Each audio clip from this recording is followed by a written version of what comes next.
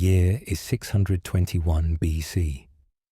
King Josiah of Judah stands in Solomon's temple, issuing what would become his final command. Put the holy ark in the house that Solomon built.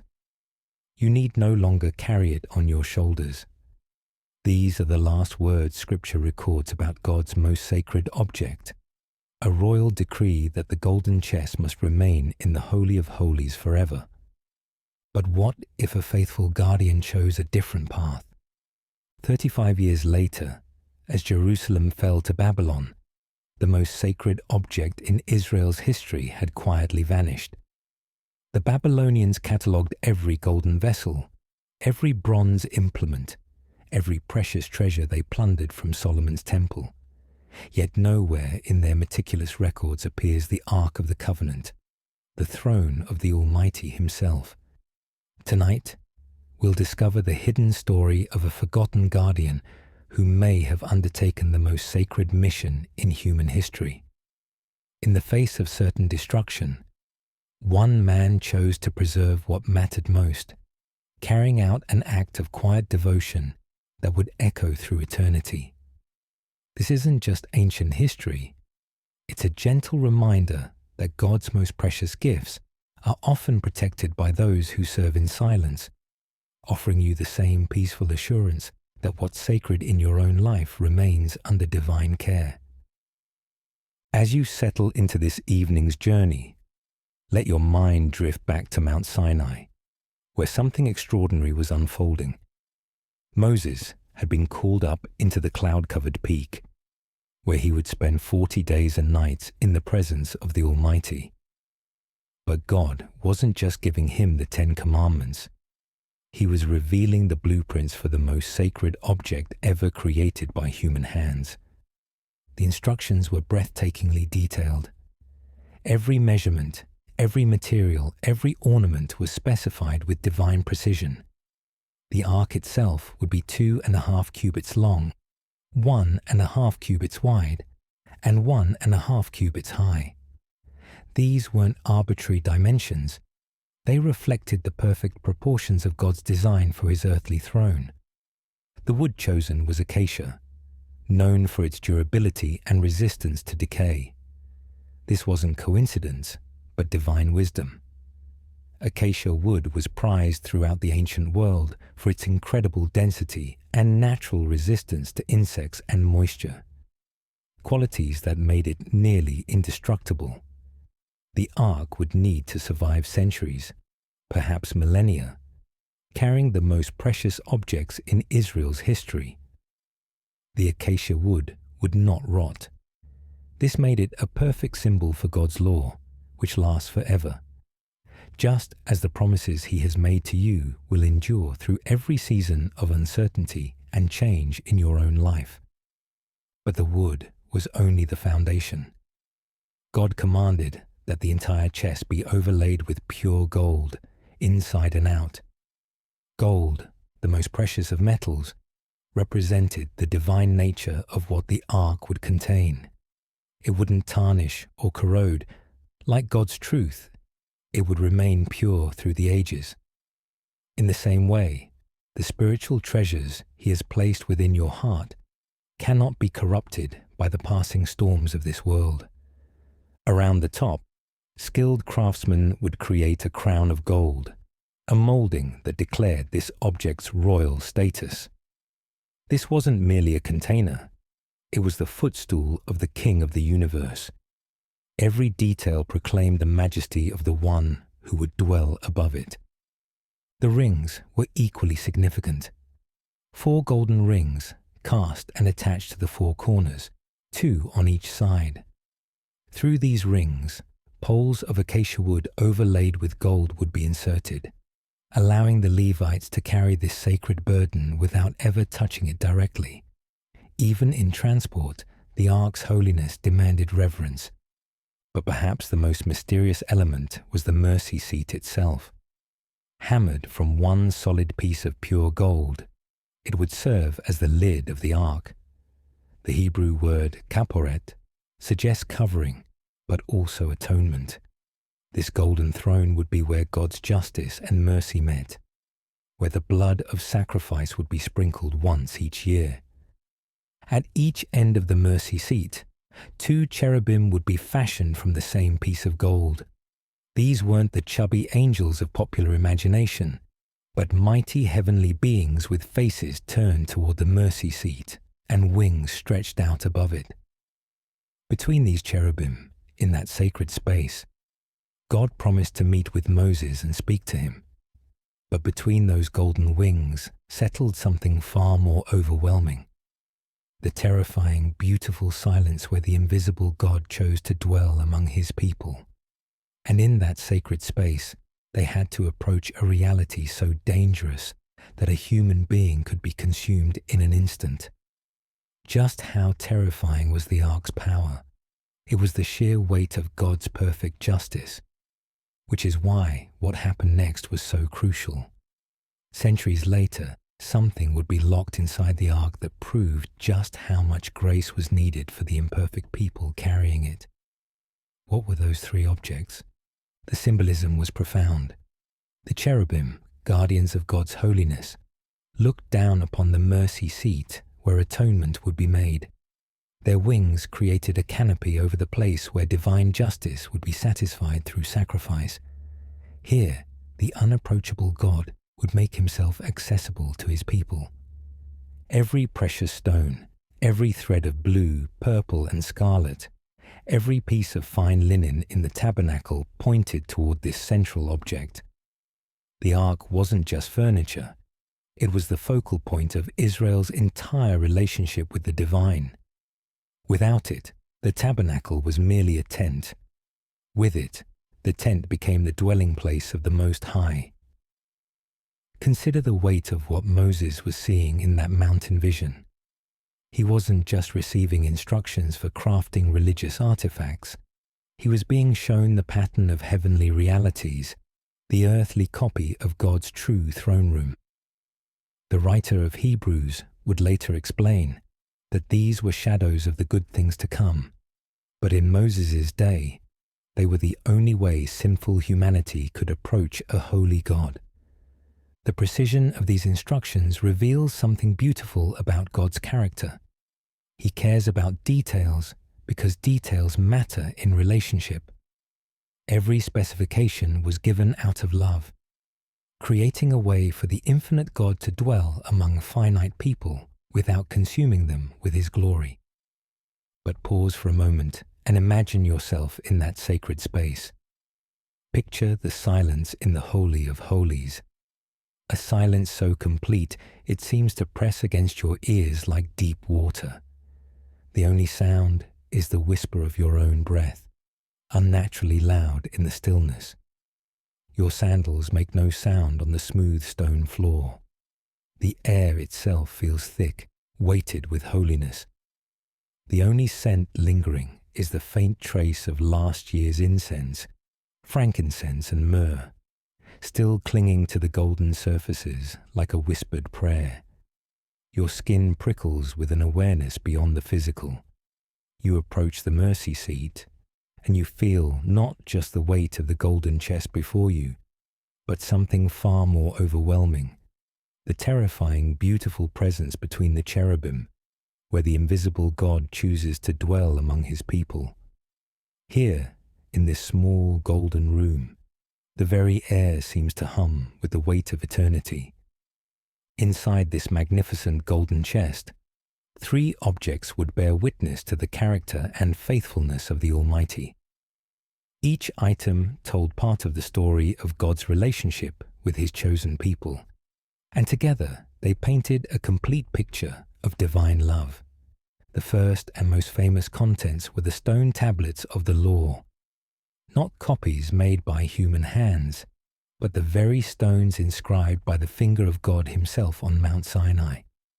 These weren't ordinary stones. They were supernatural artifacts, written by divine power. When Moses descended the mountain carrying these tablets, his face shone so brightly from being in God's presence that the Israelites couldn't look at him directly. These tablets represented God's unchanging moral law, the foundation of righteousness that would govern his people forever. The Ten Commandments weren't suggestions or cultural preferences.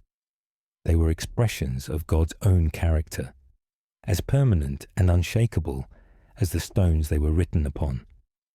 By placing them in the ark, God was declaring that his law would be at the very center of Israel's worship and national life. But there's something deeply moving about these particular stones. They were actually the second set.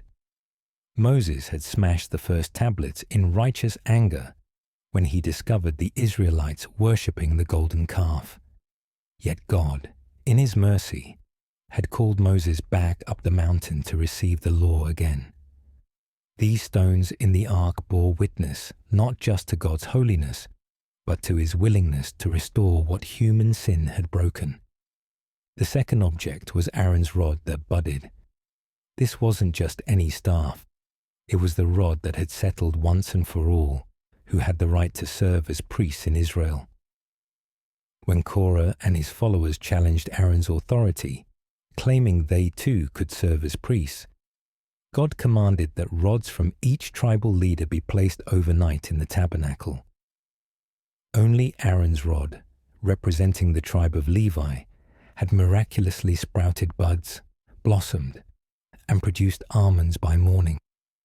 This rod spoke of divine authority and God's sovereign choice. It demonstrated that spiritual leadership isn't a matter of human ambition or democratic selection, but of divine appointment.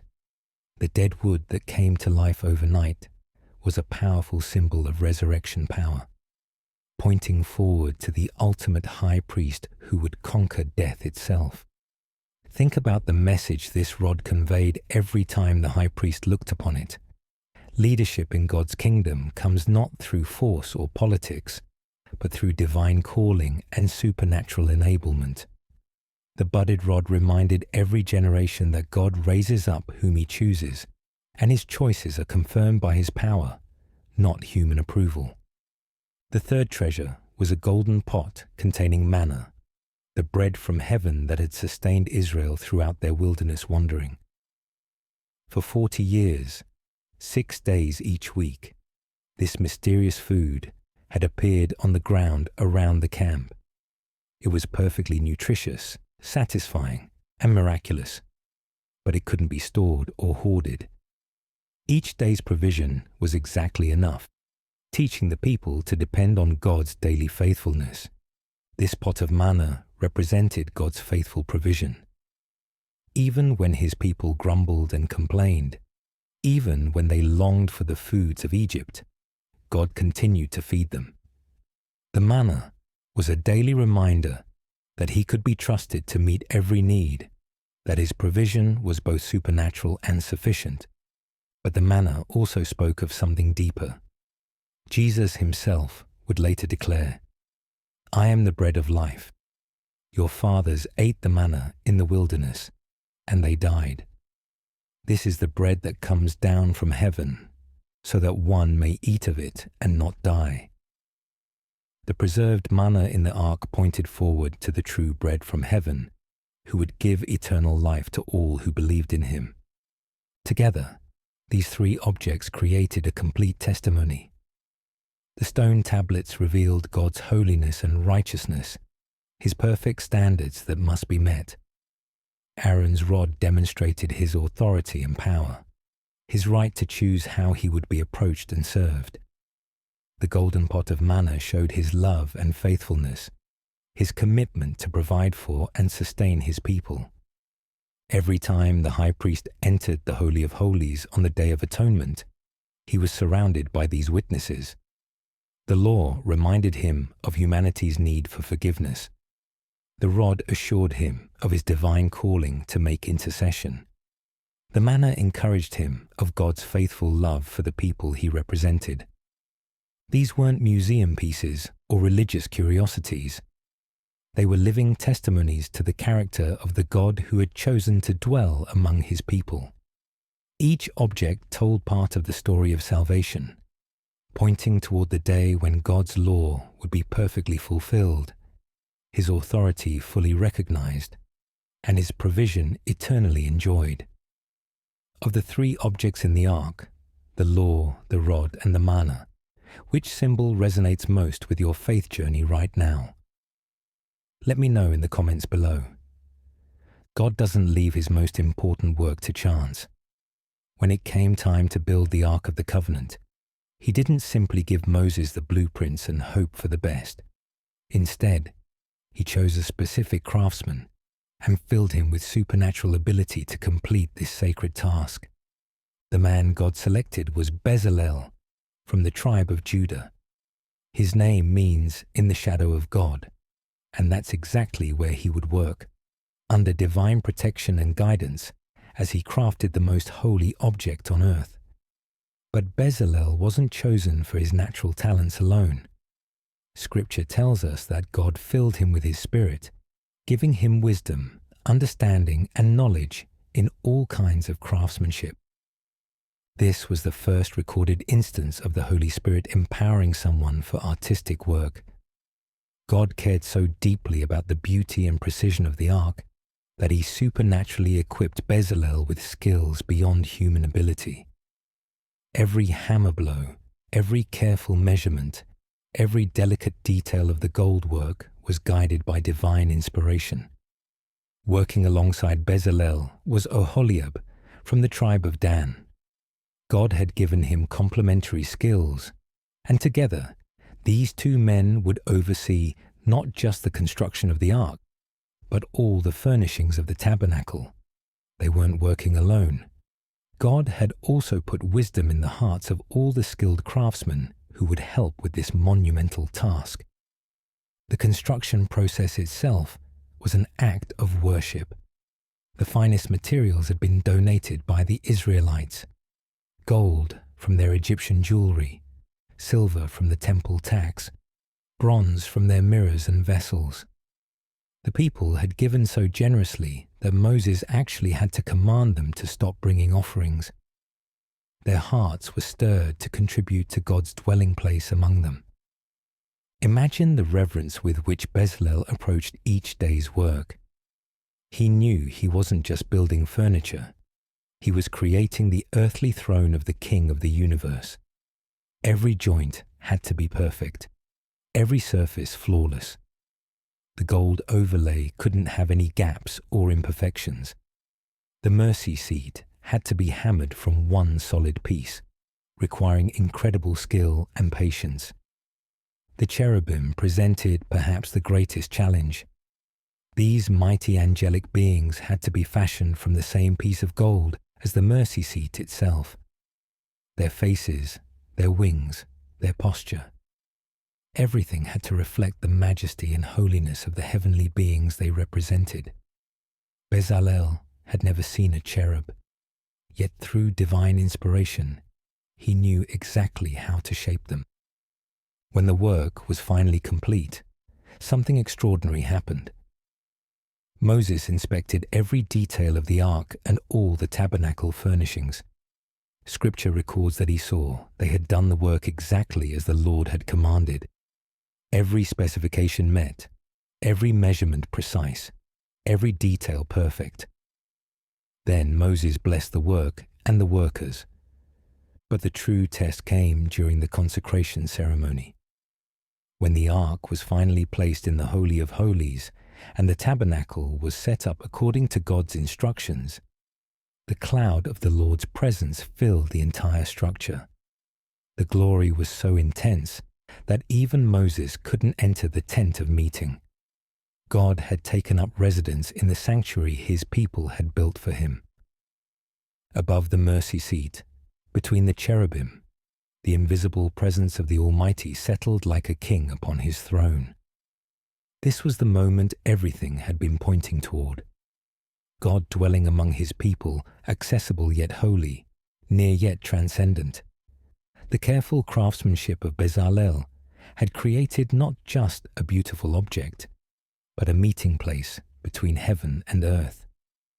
The ark would serve faithfully for centuries, traveling with Israel through the wilderness, crossing the Jordan River, witnessing the fall of Jericho, and eventually finding its permanent home in Solomon's temple.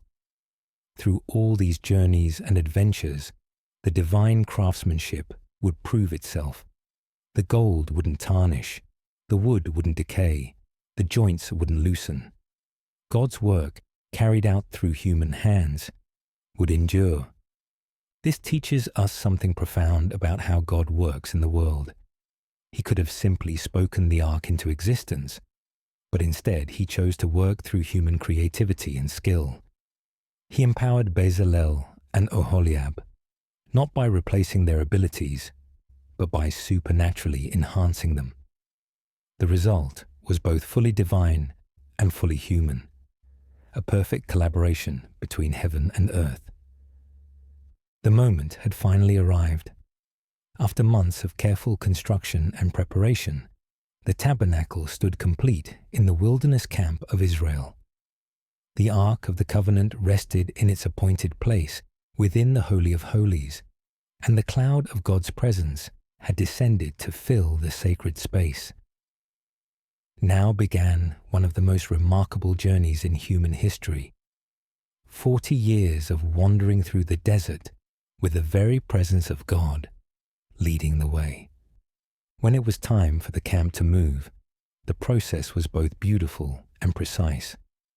The cloud that rested above the tabernacle would lift, signaling that the Lord was ready to lead his people to their next destination. This wasn't just any cloud. It was the visible manifestation of God's glory, the same cloud that had led them out of Egypt and through the Red Sea. By day, it appeared as a pillar of cloud, providing shade from the scorching desert sun. By night, it became a pillar of fire, giving light and warmth to the vast encampment. The connection between this guiding cloud and the ark was profound. The cloud didn't simply hover over the camp. It rested specifically above the mercy seat, between the cherubim. God's presence was literally enthroned above the ark, making it the focal point of divine guidance for the entire nation. When the cloud moved, Israel moved. When it settled, they made camp. For 4 decades, the rhythm of their lives was determined by the movement of God's presence above the ark. They became intimately familiar with its rules. But in the story of King David's greatest triumph, one man's familiar, well-meaning grab would expose a deadly truth. God's standards were a matter of life or instant death, a cost that David himself would pay only 3 months later. We'll cover that heart of the matter next. But moving the ark required extraordinary care and reverence. This wasn't a task that could be handled casually or by just anyone. God had established specific protocols for transporting his throne, and these procedures were matters of life and death. The responsibility fell to the Levites, specifically the sons of Kohath, who were chosen for this most sacred duty. Before the ark could be moved, Aaron and his sons had to enter the Holy of Holies and carefully cover it. First, they would take down the veil that separated the Holy of Holies from the rest of the tabernacle, the same veil that would one day be torn in two at the moment of Christ's death. This veil would be draped over the ark, hiding it from view. Then they would cover the veil with a covering of fine leather, and over that, a cloth entirely of blue. The blue cloth was significant. Blue was the color of heaven, the color of divinity. As the ark traveled through the wilderness, it was wrapped in heavenly blue, a visible reminder that this was no ordinary object, but the throne of the King of Heaven. The careful layering of coverings protected both the ark's holiness and the people who would carry it. Only after these coverings were in place could the Kohathites approach. Even then, they were forbidden to touch the ark directly, or even to look upon it uncovered. The golden poles, permanently inserted through the rings on each side, would be their only point of contact. These poles allowed them to lift and carry the ark without ever laying hands on the sacred chest itself. The arrangement of the camp during travel was itself a picture of divine order. The ark didn't travel in the middle of the procession, protected by surrounding tribes. Instead, it led the way, carried by the Kohathites, with the cloud of God's presence hovering above it. Behind the ark came the tribes of Judah, Issachar, and Zebulun. Then followed the Gershonites and Merarites carrying the tabernacle structure. After them marched the tribes of Reuben, Simeon, and Gad. Finally came the remaining Levites carrying the tabernacle furnishings, followed by the tribes of Ephraim, Manasseh, and Benjamin, with Dan, Asher, and Naphtali bringing up the rear. This order meant that when Israel made camp, the ark was already in position at the center, with the tabernacle erected around it, and the 12 tribes arranged in their appointed places. The ark wasn't just leading them geographically, it was the organizing principle of their entire society. Everything revolved around the presence of God. The physical challenges of carrying the ark through the wilderness were immense. The desert terrain was harsh and unforgiving, with rocky paths, shifting sands, and treacherous wadis to navigate. The ark, overlaid with gold and containing the stone tablets, Aaron's rod, and the pot of manna, was no light burden. Yet the Kohathites carried it faithfully, step after step, mile after mile, year after year. Weather presented constant challenges. The scorching heat of the day could make the golden surfaces burning hot to approach. Sandstorms could arise suddenly, threatening to overwhelm the carriers and obscure their vision. Flash floods could turn dry creek beds into raging torrents in minutes. Through all these dangers, the ark had to be protected and preserved. But the physical challenges were nothing compared to the spiritual weight of their responsibility. The Kohathites knew they were carrying the very presence of God. One moment of carelessness, one breach of protocol, could mean instant death. The holiness of what they carried demanded absolute reverence and perfect obedience to God's instructions. There were times when the burden seemed overwhelming. The Israelites grumbled against Moses and Aaron, complaining about the food, the water, the hardships of desert life. Some even spoke of returning to Egypt, forgetting the slavery they had escaped. During these moments of rebellion and doubt, the ark stood as a silent witness to God's faithfulness. It reminded them that the same God who had delivered them from Pharaoh's army was still with them, still leading them toward the promised land. The daily routine of camp life revolved around the ark's presence. Each morning and evening, the priests would offer sacrifices at the altar that stood before the tabernacle. The smoke of these offerings would rise toward heaven, carrying the prayers and petitions of the people to God's throne above the mercy seat. The ark was the focal point of their worship, the place where earth touched heaven. During the long months when the cloud remained stationary, the Israelites would establish more permanent camps. They would plant their tents in the prescribed order around the tabernacle, with the ark at the center. Children would be born and grow up with the golden chest as the central feature of their world. They would learn the stories of how God had given Moses the law, how Aaron's rod had budded, how manna had sustained their parents in the early days of the journey. The presence of the ark also meant the presence of divine power. When enemies threatened the camp, the Israelites knew they were protected by more than their own military strength. The same God whose glory rested above the mercy seat was their defender and shield. The ark had witnessed the destruction of Pharaoh's army at the Red Sea. It would soon demonstrate God's power at Jericho and in the conquest of Canaan. But perhaps most remarkably, the ark served as the communication center between God and his people. When Moses needed to receive instructions from the Lord, he would enter the tabernacle and approach the veil that separated the holy place from the Holy of Holies. From above the mercy seat, between the cherubim, God would speak to him. The ark wasn't just a symbol of God's presence. It was the place where divine revelation occurred. The 40 years of wilderness wandering were a time of testing and preparation. The generation that had been slaves in Egypt needed to learn how to be God's free people. They needed to understand His laws, His ways, His character.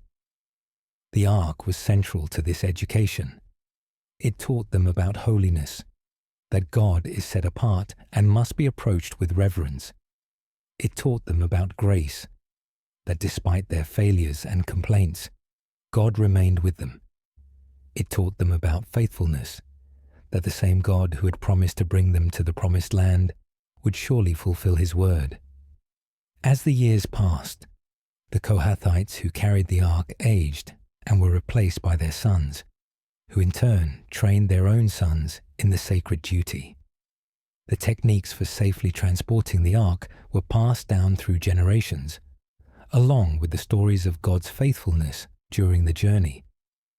Each new generation of carriers understood they were part of something far greater than themselves. But imagine, for a moment, the weight of human frailty in the presence of such holiness.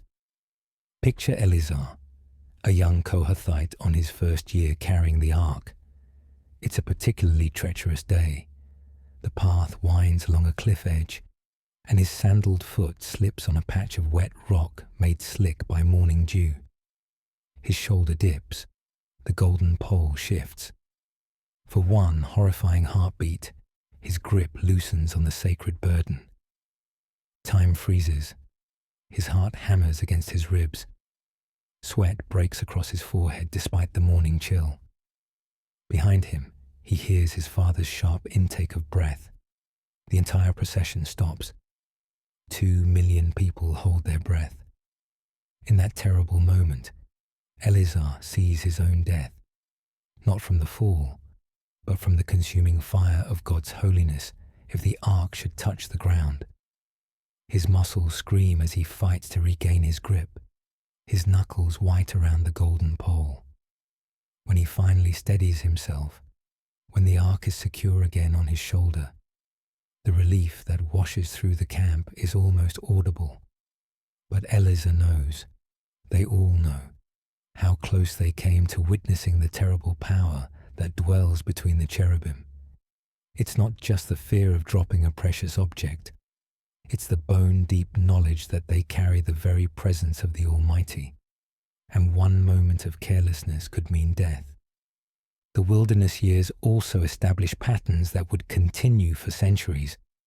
The careful protocols for handling the ark, the reverence required in its presence, the understanding that it represented God's throne on earth. All these truths were deeply embedded in Israel's consciousness during those 40 years of wandering. When they finally entered the promised land, they would carry with them not just the ark itself, but a profound understanding of what it meant to have the holy God dwelling in their midst. Thinking about the weight of that responsibility, if you were tasked with being a Kohathite, the one chosen to carry the presence of God, what single emotion would you feel the strongest? Fear? Honor? Share your answer below. After 4 decades in the wilderness, the moment Israel had been waiting for finally arrived. Moses had died on Mount Nebo after viewing the promised land from afar, and Joshua now led the people to the banks of the Jordan River. It was springtime, and the river was at flood stage, swollen with melting snow from Mount Hermon.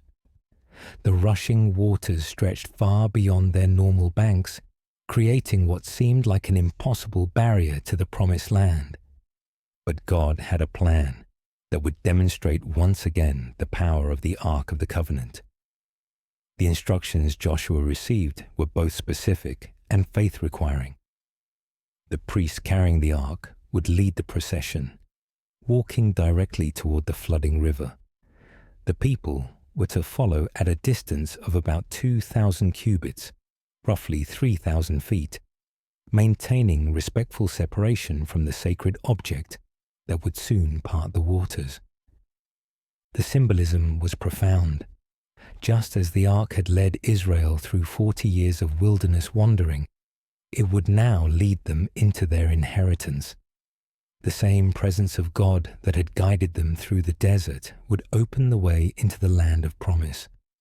But this miracle would require a step of faith from the priests who carried the sacred chest. Picture the scene that morning as the entire nation of Israel prepared for this historic crossing. Over 2 million people, men, women, children, and livestock, gathered on the eastern bank of the Jordan. To understand the scale, imagine a camp larger than modern London or Rome, stretching for miles in every direction, yet their every movement was dictated by one small golden chest. The ark, wrapped in its blue covering, rested on the shoulders of the Kohathite priests who had been chosen for this momentous task. Behind them stretched the vast multitude of God's people, organized by tribes, waiting to follow their divine leader into the land their ancestors had been promised centuries earlier. Joshua had prepared the people carefully for what was about to happen. He had commanded them to consecrate themselves, to purify their hearts and lives in preparation for witnessing God's power.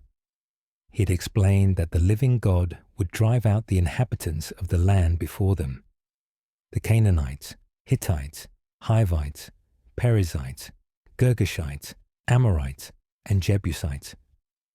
The miracle they were about to witness would be proof that God was among them and would fulfill his promises.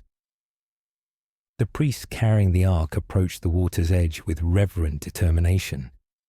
The Jordan was running at full flood, its muddy waters rushing southward toward the Dead Sea. Under normal circumstances, crossing such a torrent would have been dangerous if not impossible, especially for an entire nation with their possessions and animals. But these weren't normal circumstances. They were carrying the throne of the Almighty. The moment came when the priest's feet touched the edge of the rushing water. Immediately, something extraordinary happened. The waters flowing downstream continued toward the Dead Sea, but the waters flowing from upstream stopped flowing. They piled up in a heap at a town called Adam, some distance upstream. The riverbed where the people would cross became completely dry, just as the Red Sea had dried up 40 years earlier. But this miracle was even more remarkable than the parting of the Red Sea. At the Red Sea, Moses had stretched out his staff, and the waters had parted. Here, there was no dramatic gesture, no human instrument of power. The simple presence of the ark in the water was enough to command the river to stop. The throne of God had spoken, and nature obeyed. The priests carrying the ark walked to the middle of the riverbed and stood firm on dry ground. There they remained, holding the sacred chest steady, while all of Israel passed by them. Think of the faith this required. They stood in the middle of what should have been a raging river, trusting that God's power would continue to hold back the waters until every last Israelite had safely crossed. The crossing took considerable time. 2 million people, with their families, possessions, and flocks, don't cross a river quickly, even under the best circumstances. For hours the priests stood in the Jordan's bed, the ark resting on their shoulders, the presence of God literally standing between Israel and the waters that could have destroyed them. It was a living picture of how God's presence protects his people from the forces that would overwhelm them. As the people crossed, they would have seen the ark clearly, no longer wrapped in its traveling coverings but visible in all its golden glory. The cherubim with their outstretched wings, the mercy seat gleaming in the sunlight, the perfect craftsmanship of Bezalel's work, all of it testified to the majesty and power of the God who was bringing them into their inheritance. But God had one more instruction for Joshua. 12 men were to be chosen, one from each tribe, to go back into the riverbed where the priests were standing with the ark. Each man was to take up a stone from that exact spot and carry it to their first camping place in the Promised Land. These stones would become a permanent memorial of the miracle they had witnessed. The symbolism of these 12 stones was rich and meaningful. They represented the 12 tribes of Israel, united in their experience of God's power and grace. They came from the place where the ark had stood, literally from the ground sanctified by the presence of God's throne, and they would serve as a teaching tool for future generations, a tangible reminder of the day God stopped the Jordan River to bring his people home. When the last Israelite had safely crossed to the western bank, Joshua gave the command for the priests to come up out of the riverbed. The moment their feet left the dry ground and stepped onto the bank, the waters of the Jordan returned. The river resumed its normal flow, rushing southward as if nothing had happened. But everything had changed. Israel was no longer a wandering people in the wilderness. They were now inhabitants of the Promised Land. The 12 stones were set up at Gilgal, their first camp in Canaan. Joshua explained their purpose to the people. When your children ask in time to come, "What do these stones mean to you?" then you shall tell them that the waters of the Jordan were cut off before the ark of the covenant of the Lord. When it passed over the Jordan, the waters of the Jordan were cut off. So these stones shall be to the people of Israel a memorial forever. This crossing of the Jordan was more than just a practical necessity. It was a theological statement. Just as their ancestors had crossed the Red Sea to escape slavery in Egypt, this generation crossed the Jordan to enter freedom in the Promised Land. The same God who had delivered them from bondage was now delivering them into blessing. The ark that had led them through the wilderness had now led them into their inheritance. The miracle also established Joshua's authority as Moses' successor. Just as the people had feared Moses after the Red Sea crossing, they now held Joshua in reverence. They recognized that the same God who had been with Moses was now with Joshua, and that the ark remained the visible symbol of divine presence and power among them. For the ark itself, this crossing marked a new chapter in its history. It had spent 40 years in the wilderness, dwelling in a portable tent, moving from place to place as God directed. Now it was in the Promised Land, ready to witness the conquest of Canaan and eventually find its permanent home in Jerusalem. The wandering was over. The inheritance had begun.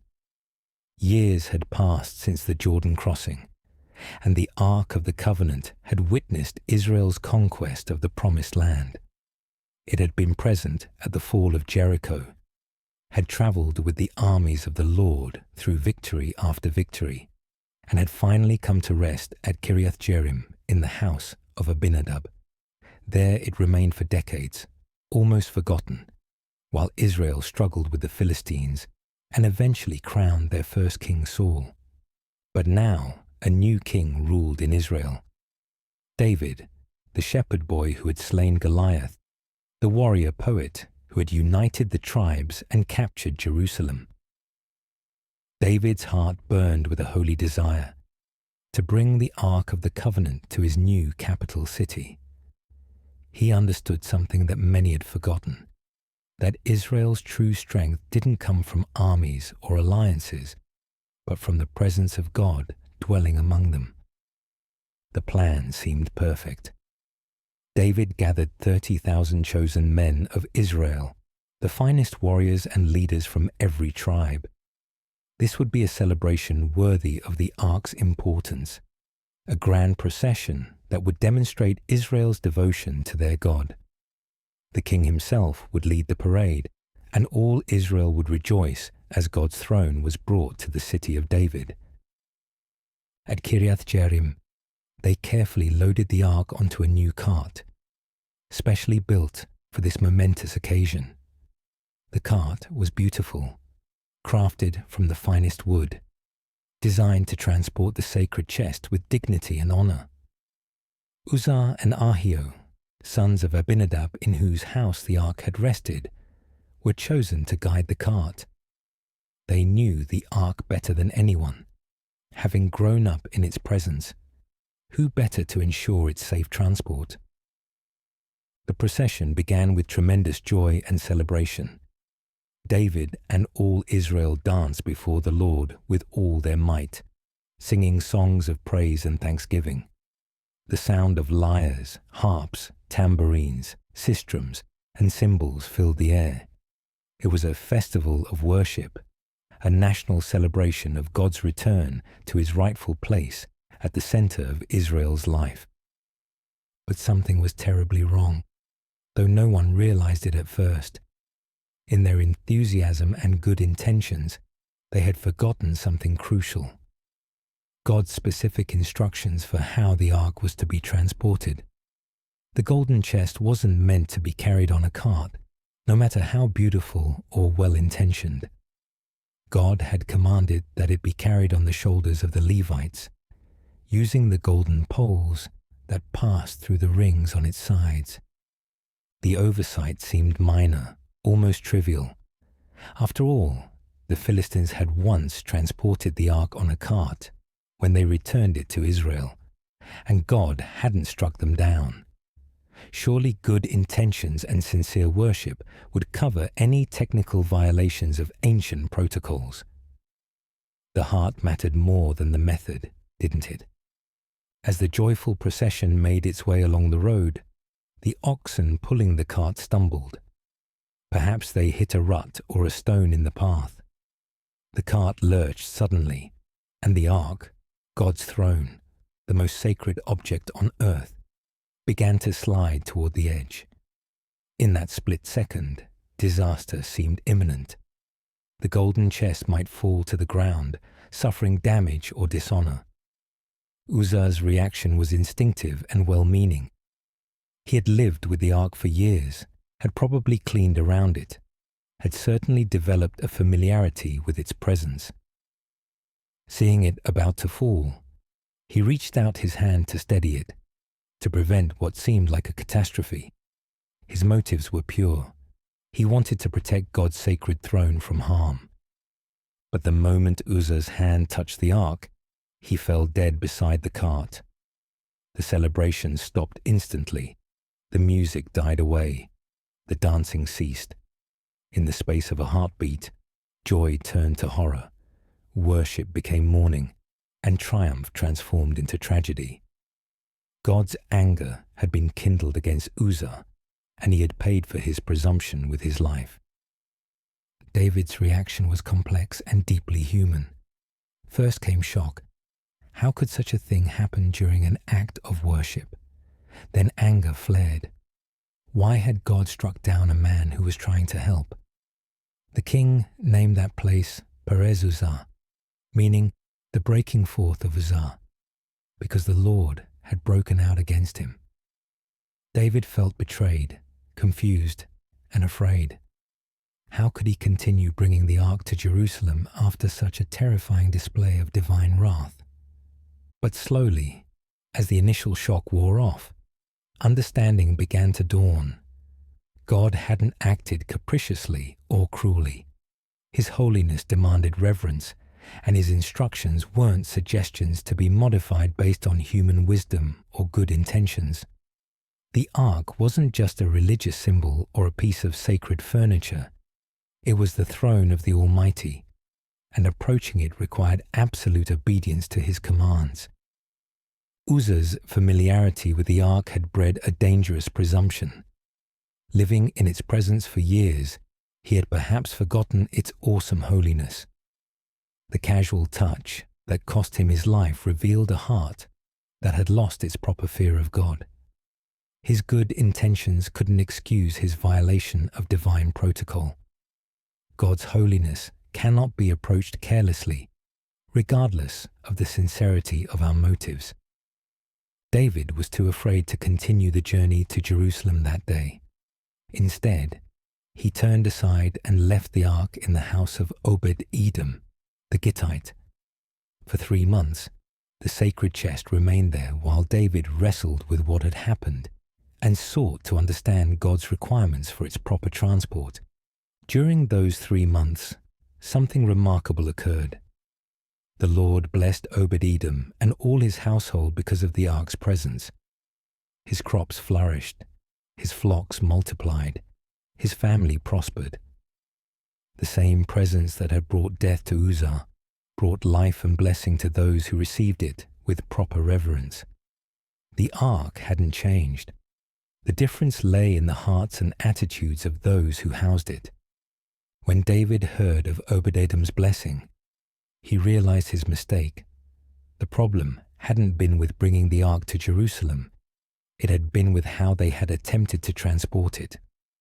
God's anger wasn't directed at their desire to honor him, but at their presumption in ignoring his clear instructions. The tragedy of Uzzah became a crucial lesson in the difference between human religion and divine revelation. This incident teaches us profound truths about the nature of holiness and the danger of presumption.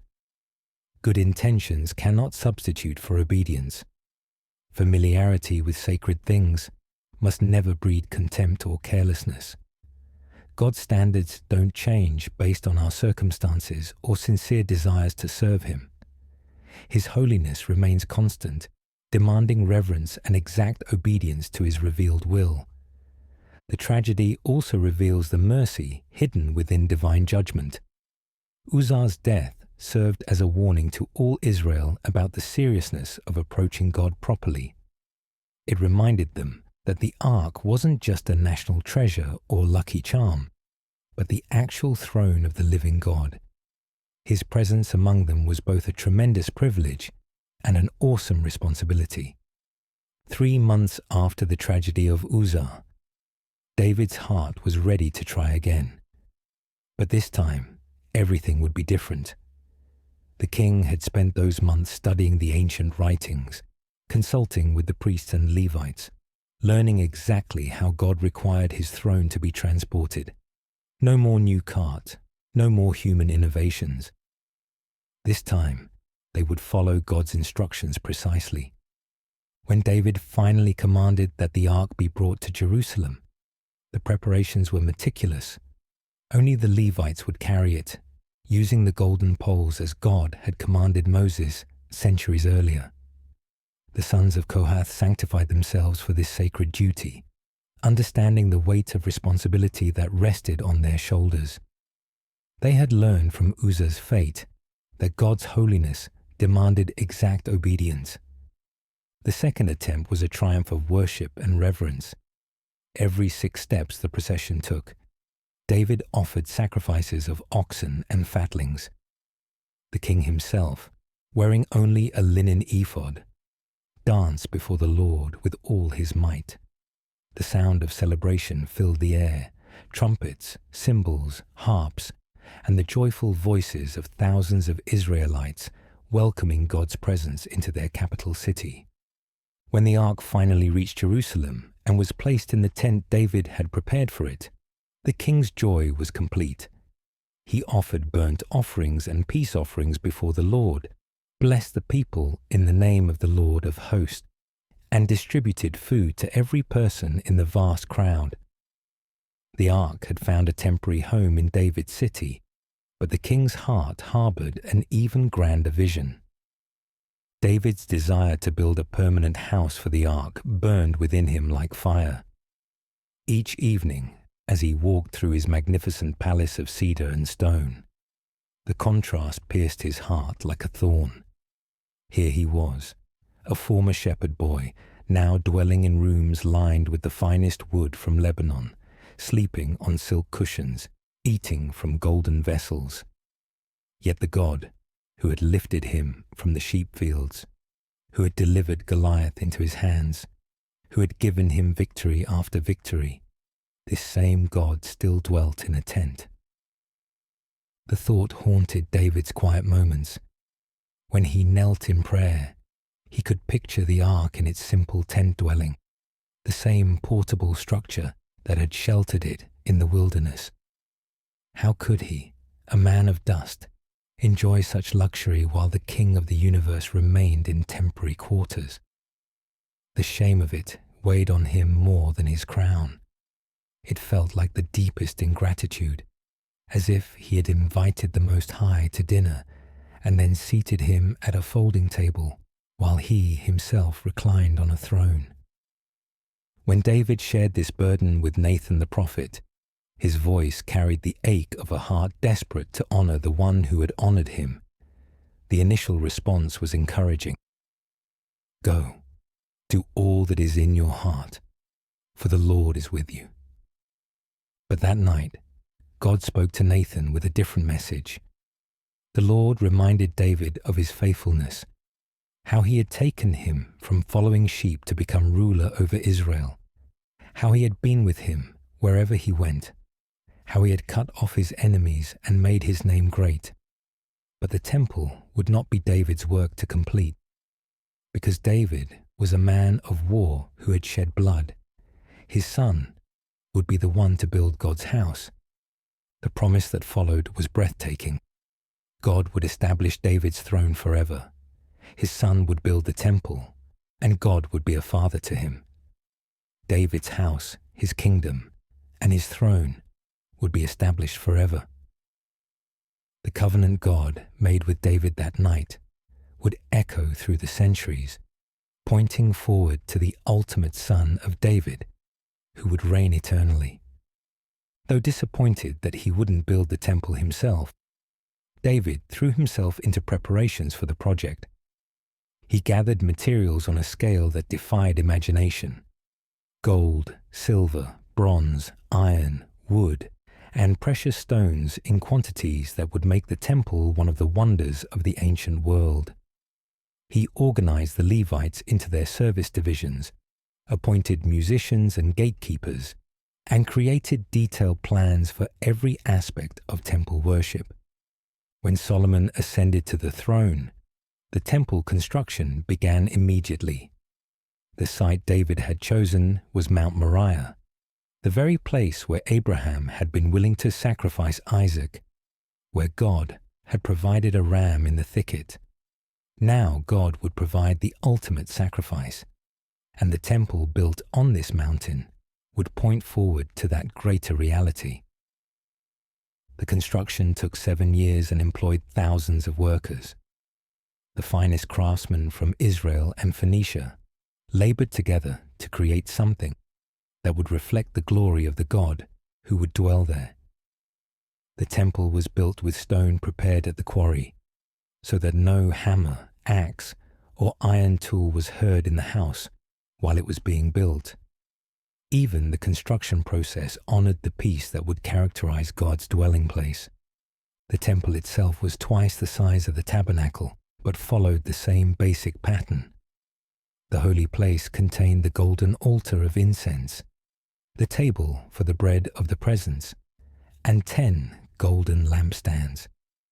But the most sacred space was the Holy of Holies, a perfect cube 20 cubits in each dimension, overlaid entirely with pure gold. Here, 2 massive cherubim of olive wood, also overlaid with gold, spread their wings across the room, creating a canopy over the place where the ark would rest. When the construction was finally complete, Solomon called for the greatest assembly in Israel's history. All the elders, tribal heads, and family leaders gathered in Jerusalem for the dedication. The moment everyone had been waiting for had arrived. The Ark of the Covenant would be brought from David's tent to its permanent home in the temple. The procession was magnificent beyond description. The priests and Levites carried the ark with the same reverence that had marked its transport from Obed-Edom's house years earlier. So many sheep and oxen were sacrificed during the procession that they couldn't be counted or numbered. All of Israel watched as their most sacred treasure made its final journey to the place God had chosen for his name to dwell. Inside the Holy of Holies, the priests carefully placed the ark beneath the wings of the cherubim. The massive golden figures, each 10 cubits high, stretched their wings across the entire width of the room.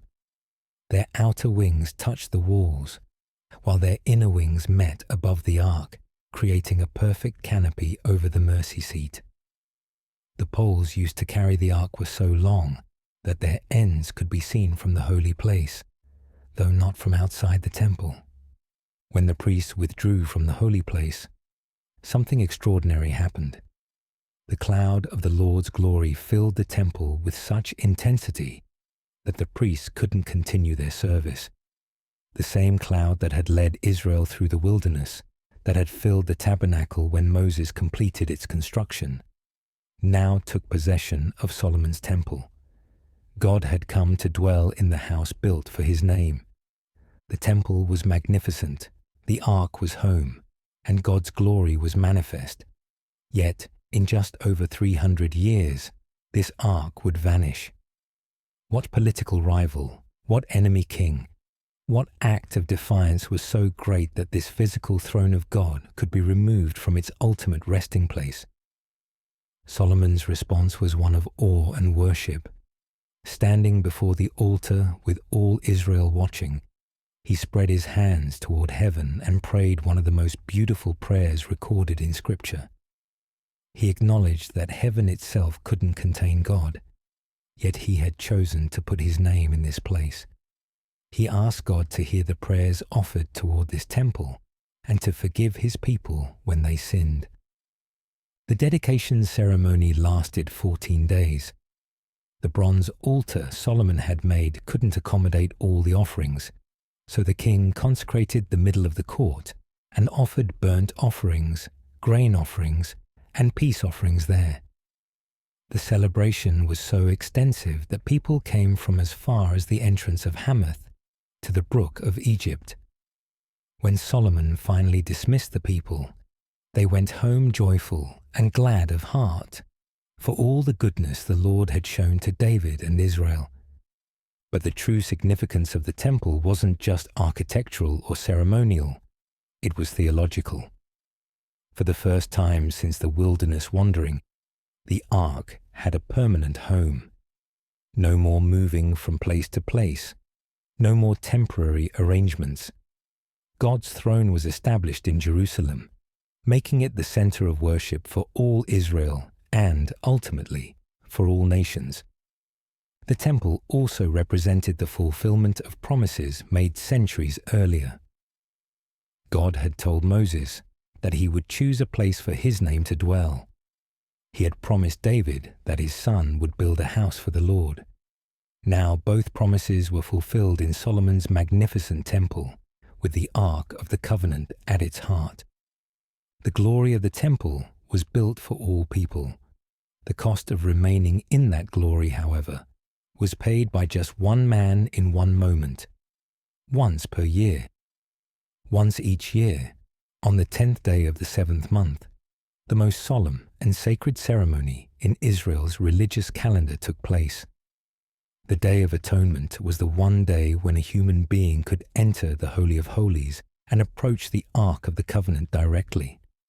But this privilege came with strict requirements and carried the weight of life and death for both the high priest and the entire nation. The preparations began days in advance. The high priest would separate himself from his family and move into special chambers within the temple complex. For 7 days, he would undergo ritual purification, studying the ancient procedures, examining his heart, and preparing spiritually for the awesome responsibility that lay ahead. Every detail of the ceremony had been prescribed by God himself through Moses, and deviation could mean death. On the morning of the Day of Atonement, the high priest would begin with a ritual bath, washing his entire body in the sacred waters. Then he would dress not in his usual ornate garments of glory and beauty, but in simple white linen clothing. The golden breastplate, the ephod with its precious stones, the robe with its golden bells. All of these remained in the chamber. On this day, He approached God's throne clothed only in pure white linen, symbolizing the righteousness required to stand in the divine presence. The ceremony involved 2 goats, chosen by lot to represent the dual aspects of atonement. One goat would be sacrificed as a sin offering, its blood carried into the Holy of Holies and sprinkled on the mercy seat. The other would become the scapegoat, bearing the sins of the people into the wilderness, never to return. But before he could make atonement for the people, the high priest had to address his own sins and those of his household. Taking a young bull as a sin offering for himself, the high priest would lay his hands on its head and confess his sins and the sins of his priestly family. The bull would be slaughtered, its blood caught in a basin, and then came the moment that required the greatest courage and faith. The high priest would take a censer filled with burning coals from the altar and 2 handfuls of finely ground sweet incense and enter the Holy of Holies. Imagine the weight of that moment. Behind the veil lay the Ark of the Covenant. The same golden chest that had led Israel through the wilderness witnessed the fall of Jericho and struck down Uzzah for his presumption. Above the mercy seat, between the cherubim, dwelt the invisible presence of the Almighty. No human eyes had looked upon that sacred space for an entire year. Now one man, perhaps a father of 3, a grandfather who had once dreamed of becoming a scribe, would enter that terrifying yet wonderful place. His hands shake as he lifts the veil. His breath comes short and shallow. Every step forward is an act of faith over fear. He knows that if his heart harbors even a shadow of sin, if his preparation has been lacking in any detail, he may never emerge alive. His wife had kissed him goodbye that morning, not knowing if she was now a widow. His children had watched him dress in the white linen, understanding that their father was walking toward the very throne of God, and that mortal men who approach carelessly do not return. Yet he presses forward, carrying the weight of an entire nation's guilt on his shoulders, because someone must stand between a holy God and sinful people. Someone must make atonement, no matter the cost to himself. The incense had to be placed on the fire immediately upon entering, creating a cloud that would cover the mercy seat. This wasn't merely ceremonial. It was a matter of survival. The cloud of incense would shield the high priest from the full glory of God's presence, preventing him from being consumed by divine holiness.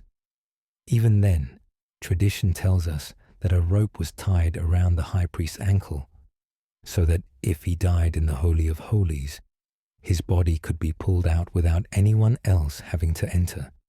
Once the incense cloud filled the chamber, the high priest would return to get the blood of the bull.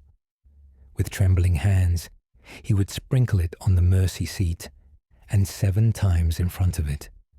This blood would cover his own sins and those of his household, making it possible for him to represent the people before God.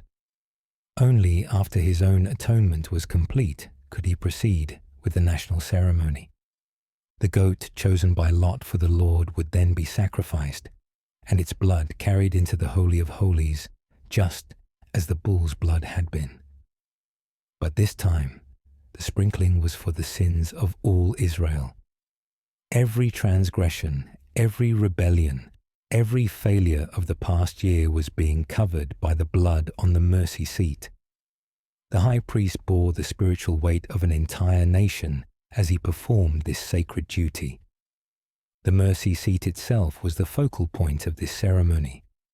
This golden throne, hammered from pure gold and crowned with cherubim, was where God's justice and mercy met.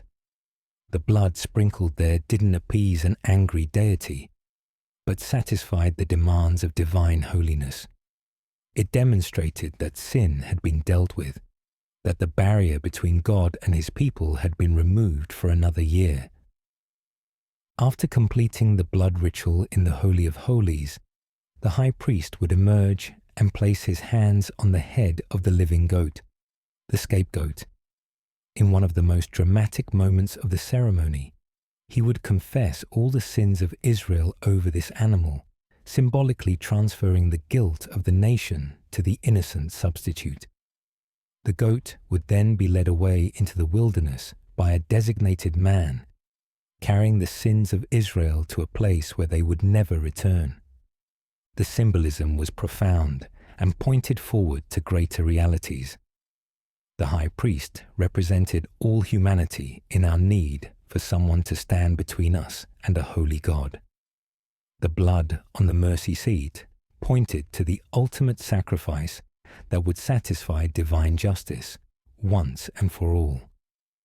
The scapegoat carrying away sins foreshadowed the one who would bear our transgressions and remove them as far as the east is from the west.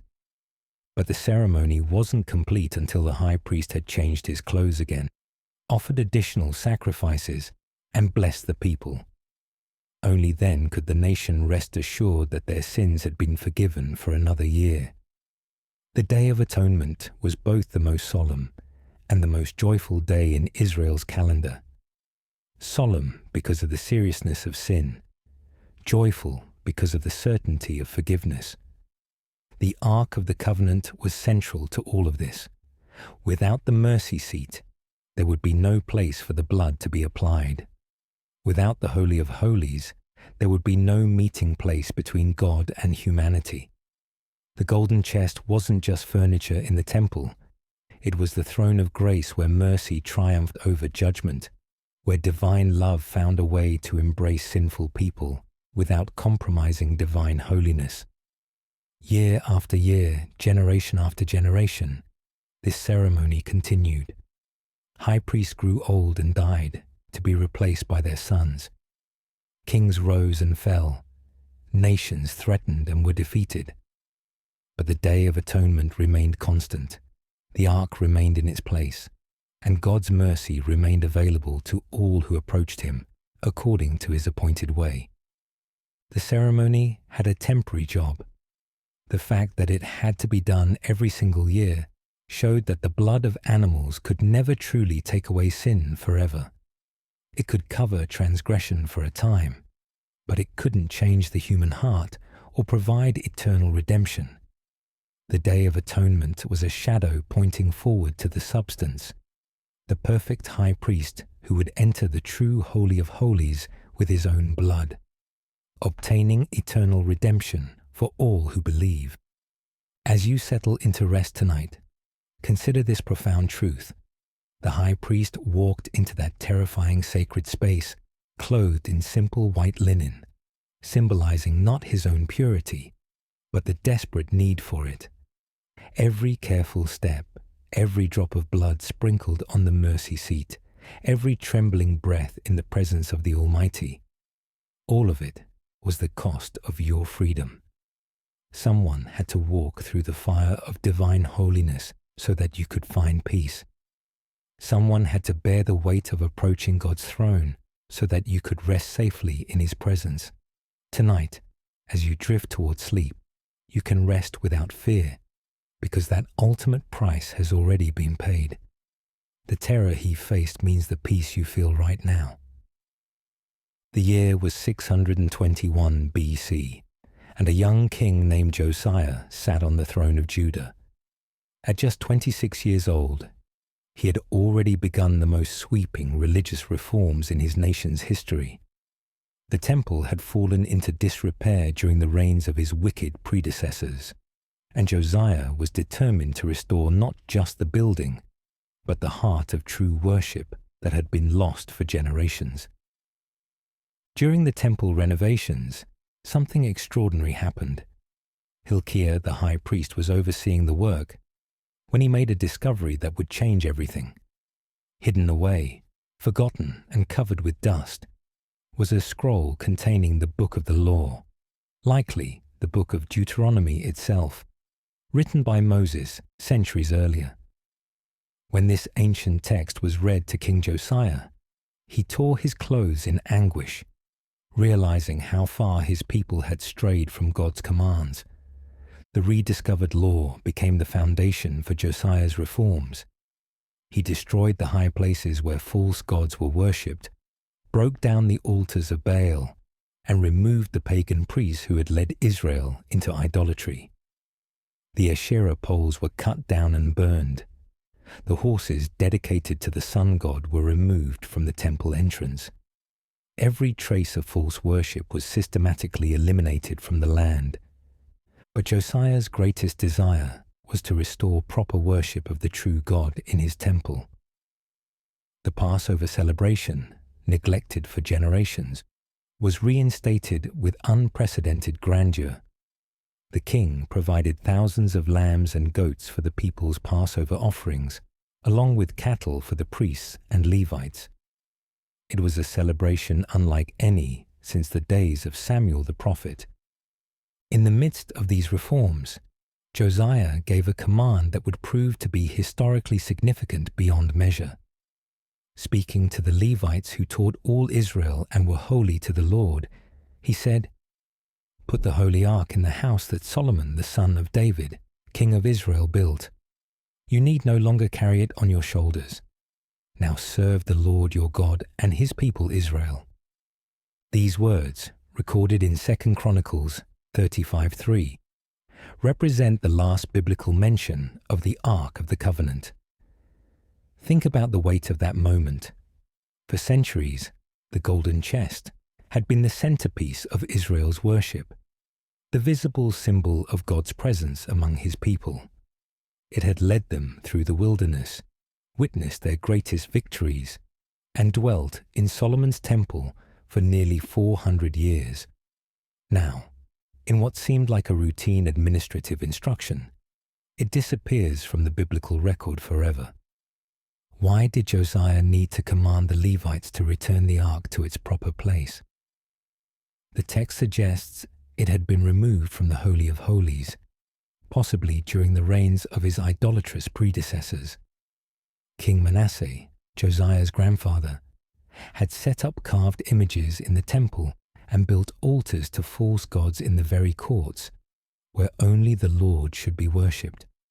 It's possible the ark was moved to protect it from defilement, or perhaps the pagan kings had simply pushed it aside to make room for their idols. The phrase, "You need no longer carry it on your shoulders," hints at a period when the Levites had been transporting the ark frequently, perhaps moving it to safety during times of persecution, or hiding it from those who would defile it. Josiah's command suggested that those dangerous times were over. The temple was purified, the false worship eliminated, and the ark could return to its permanent home in the Holy of Holies. But there's something deeply poignant about this final mention. Josiah spoke these words in the 18th year of his reign, around 621 BC. Within just 35 years, Jerusalem would be in ruins, the temple would be destroyed, and the people would be carried into Babylonian exile. Josiah's reforms, though sincere and extensive, came too late to turn back the tide of divine judgment that had been building for generations. The king himself would not live to see the final catastrophe. In 609 BC, just 12 years after commanding the ark's return to the temple, Josiah would die in battle at Megiddo, struck down by Pharaoh Necho's forces as he tried to prevent the Egyptians from aiding the failing Assyrian Empire. His death marked the end of the last righteous king of Judah and the beginning of the final collapse. After Josiah's death, his sons and successors quickly undid much of his reform work. Jehoahaz reigned only 3 months before being deposed by Pharaoh Necho. Jehoiakim, installed as a puppet king, did what was evil in the sight of the Lord his God. Jehoiakim lasted just 3 months before being carried into exile.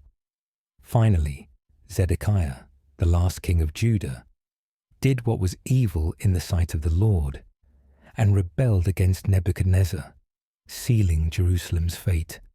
During these tumultuous final years, the ark remained in the temple, hidden away in the Holy of Holies behind the veil. The Day of Atonement ceremonies continued, with the high priest entering once each year to sprinkle blood on the mercy seat. But the spiritual heart of the nation was far from God, and the presence that had once filled the temple with glory was preparing to depart. The silence that follows Josiah's command is deafening. After nearly 800 years of biblical history, from Moses receiving the blueprints on Mount Sinai to Josiah's restoration efforts, the Ark of the Covenant simply vanishes from Scripture. No dramatic exit, no final miracle, no explanation of what became of it. The golden chest that had been the centerpiece of Israel's faith disappears as quietly as morning mist. Imagine the shock for the priests returning from Babylon, ready to anoint the mercy seat on the Day of Atonement, only to find the Holy of Holies completely empty. It wasn't just a political defeat. It was a crisis of faith for everyone who saw that vacant space where God's throne should have been. This silence has puzzled scholars and believers for centuries. How could something so central to biblical religion simply disappear without explanation? The Ark had been mentioned hundreds of times in the Old Testament, had been the subject of detailed construction instructions, had witnessed the greatest moments in Israel's history. Yet after Josiah's brief command, it's never mentioned again in the biblical text. Some suggest this silence is itself significant. Perhaps the biblical writers understood that the age of external symbols was ending, that God was preparing to write his law on human hearts rather than stone tablets, to dwell within his people rather than above a golden mercy seat. The prophet Jeremiah, who lived through these final years of Judah's independence, would speak of a new covenant that wouldn't depend on external objects or ceremonies. Others wonder if the silence indicates that something had already happened to the Ark by the time the final biblical books were written. If it had been destroyed or lost during the Babylonian siege, later writers might have chosen not to record such a traumatic event. The absence of any mention during the exile period, or the return under Ezra and Nehemiah, suggests it was already gone by then.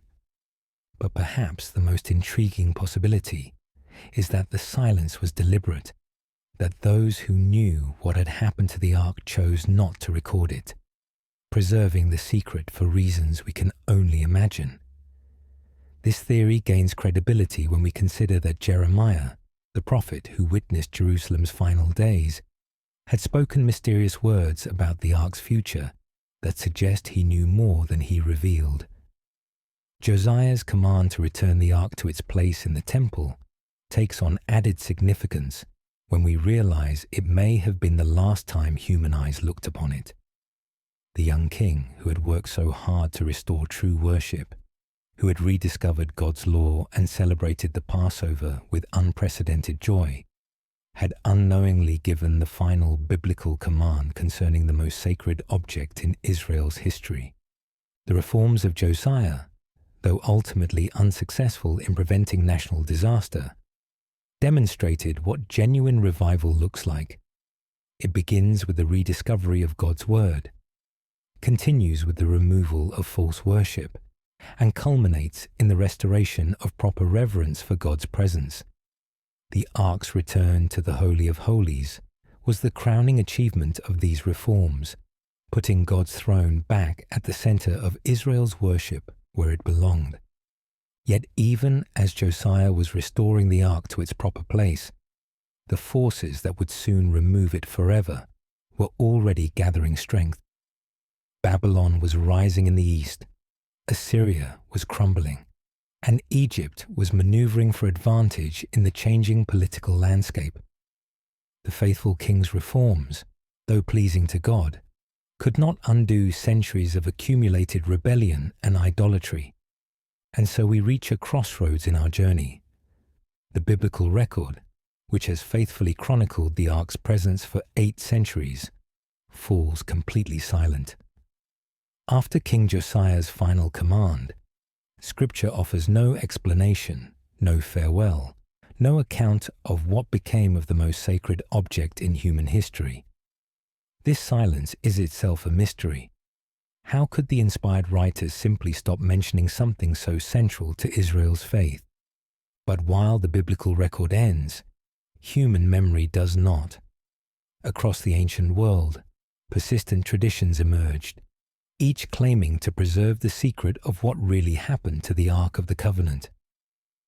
These stories, passed down through generations and preserved in sacred texts outside the biblical canon, demand our attention not as scripture, but as echoes of events too momentous to be forgotten.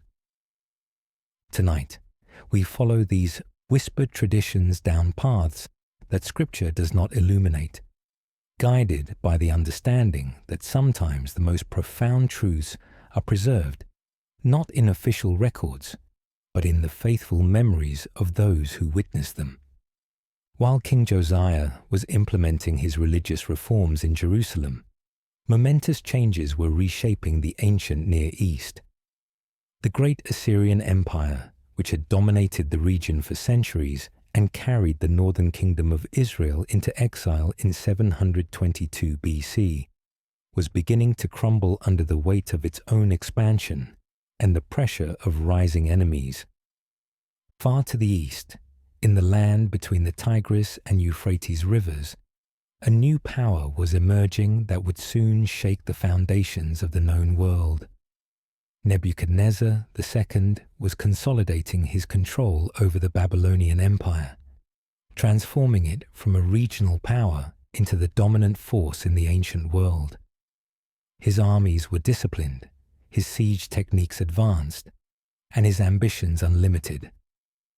The stage was being set for a confrontation that would change the course of history.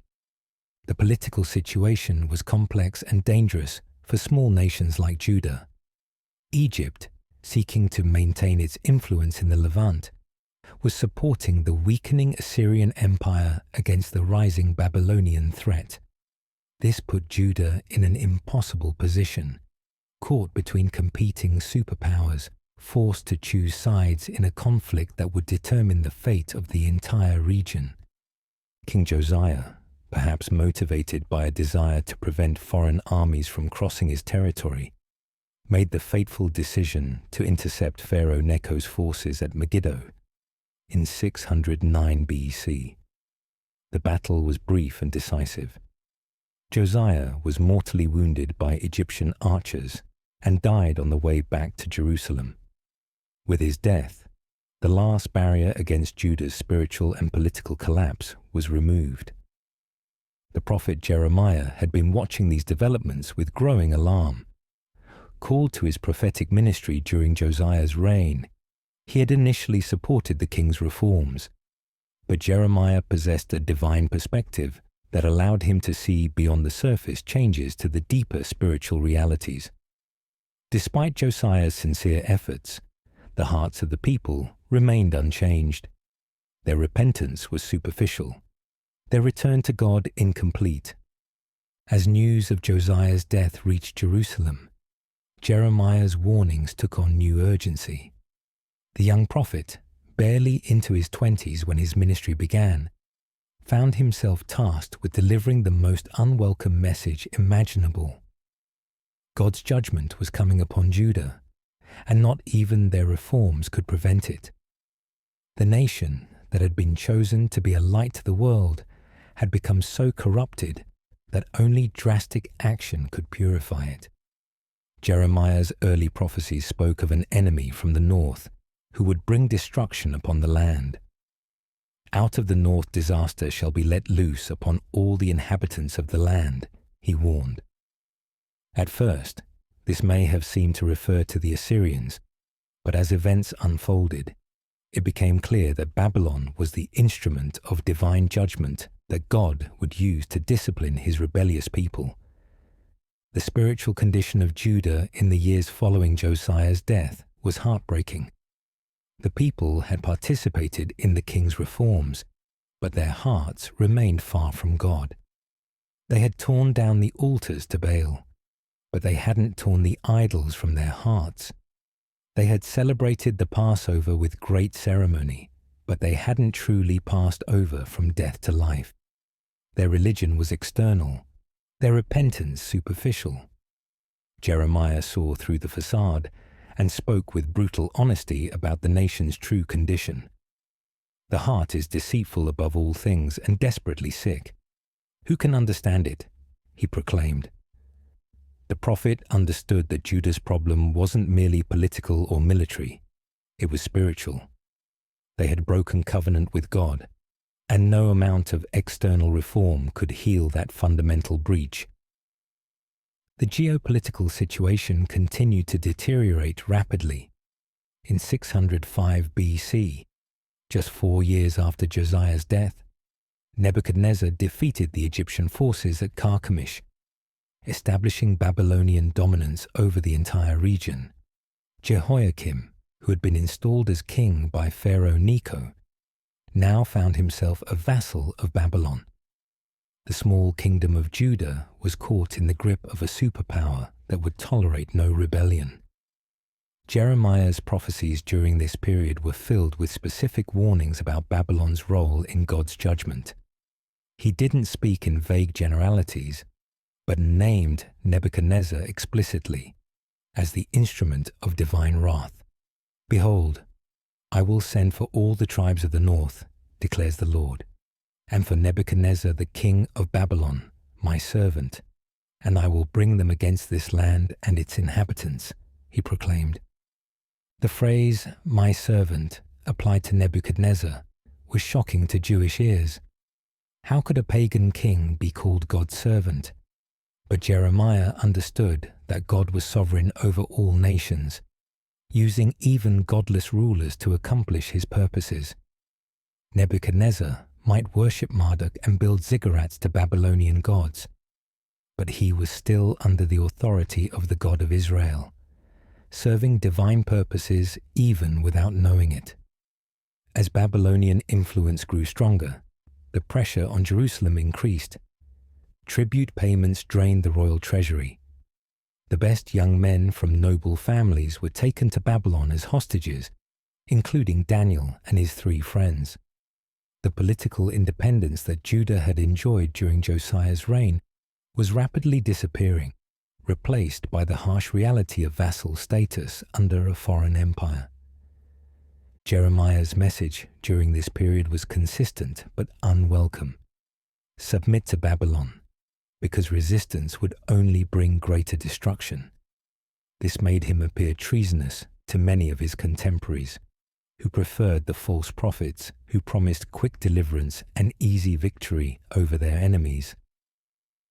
The true prophet found himself increasingly isolated, branded as a traitor by those who should have been listening to God's word through him. The religious establishment was particularly hostile to Jeremiah's message. The priests and temple personnel had a vested interest in maintaining the status quo. They had grown comfortable with the external forms of religion, the regular sacrifices and ceremonies that continued even as the nation's heart grew cold toward God. Jeremiah's call for genuine repentance and his warnings of coming judgment threatened their position and authority. But perhaps most troubling of all was the people's false confidence in the temple itself. They had come to believe that God's house in Jerusalem was a magical talisman that would protect them from any enemy. This is the temple of the Lord, the temple of the Lord, the temple of the Lord, they chanted, as if the mere existence of the building could shield them from the consequences of their rebellion. Jeremiah shattered this false confidence with devastating clarity. Standing in the temple courts, he proclaimed that the building they trusted in would be destroyed just as the earlier sanctuary at Shiloh had been destroyed. The presence of God's house among them was no guarantee of protection if their hearts remained rebellious and their lives unchanged. The Ark of the Covenant, resting silently in the Holy of Holies, was witness to all of this spiritual decline. The same golden chest that had led Israel to victory at Jericho now presided over a nation rushing toward defeat. The mercy seat where blood had been sprinkled for centuries was about to witness the final breakdown of the old covenant system. The cherubim, with their outstretched wings, looked down upon a people who had forgotten how to approach God with proper reverence. As the political situation grew more desperate, King Jehoiakim made the fatal mistake of rebelling against Nebuchadnezzar. Perhaps encouraged by Egyptian promises of support, or driven by nationalistic pride, he refused to pay tribute to Babylon. This act of defiance sealed Jerusalem's fate and set in motion the events that would lead to the temple's destruction and the ark's disappearance from history. Jeremiah watched these developments with a heavy heart. He loved his people and his city, but he also understood that God's judgment was both necessary and inevitable. The nation that had been called to be a kingdom of priests had become a den of thieves. The people, who should have been a light to the nations, had become darker than the pagans around them. Only the fire of judgment could burn away the dross and prepare a remnant for restoration. But while the biblical historians stopped writing, the prophet Jeremiah, who knew the ark's power better than any man, understood what this silence meant. The age of the symbol was ending, and a secret mission was required.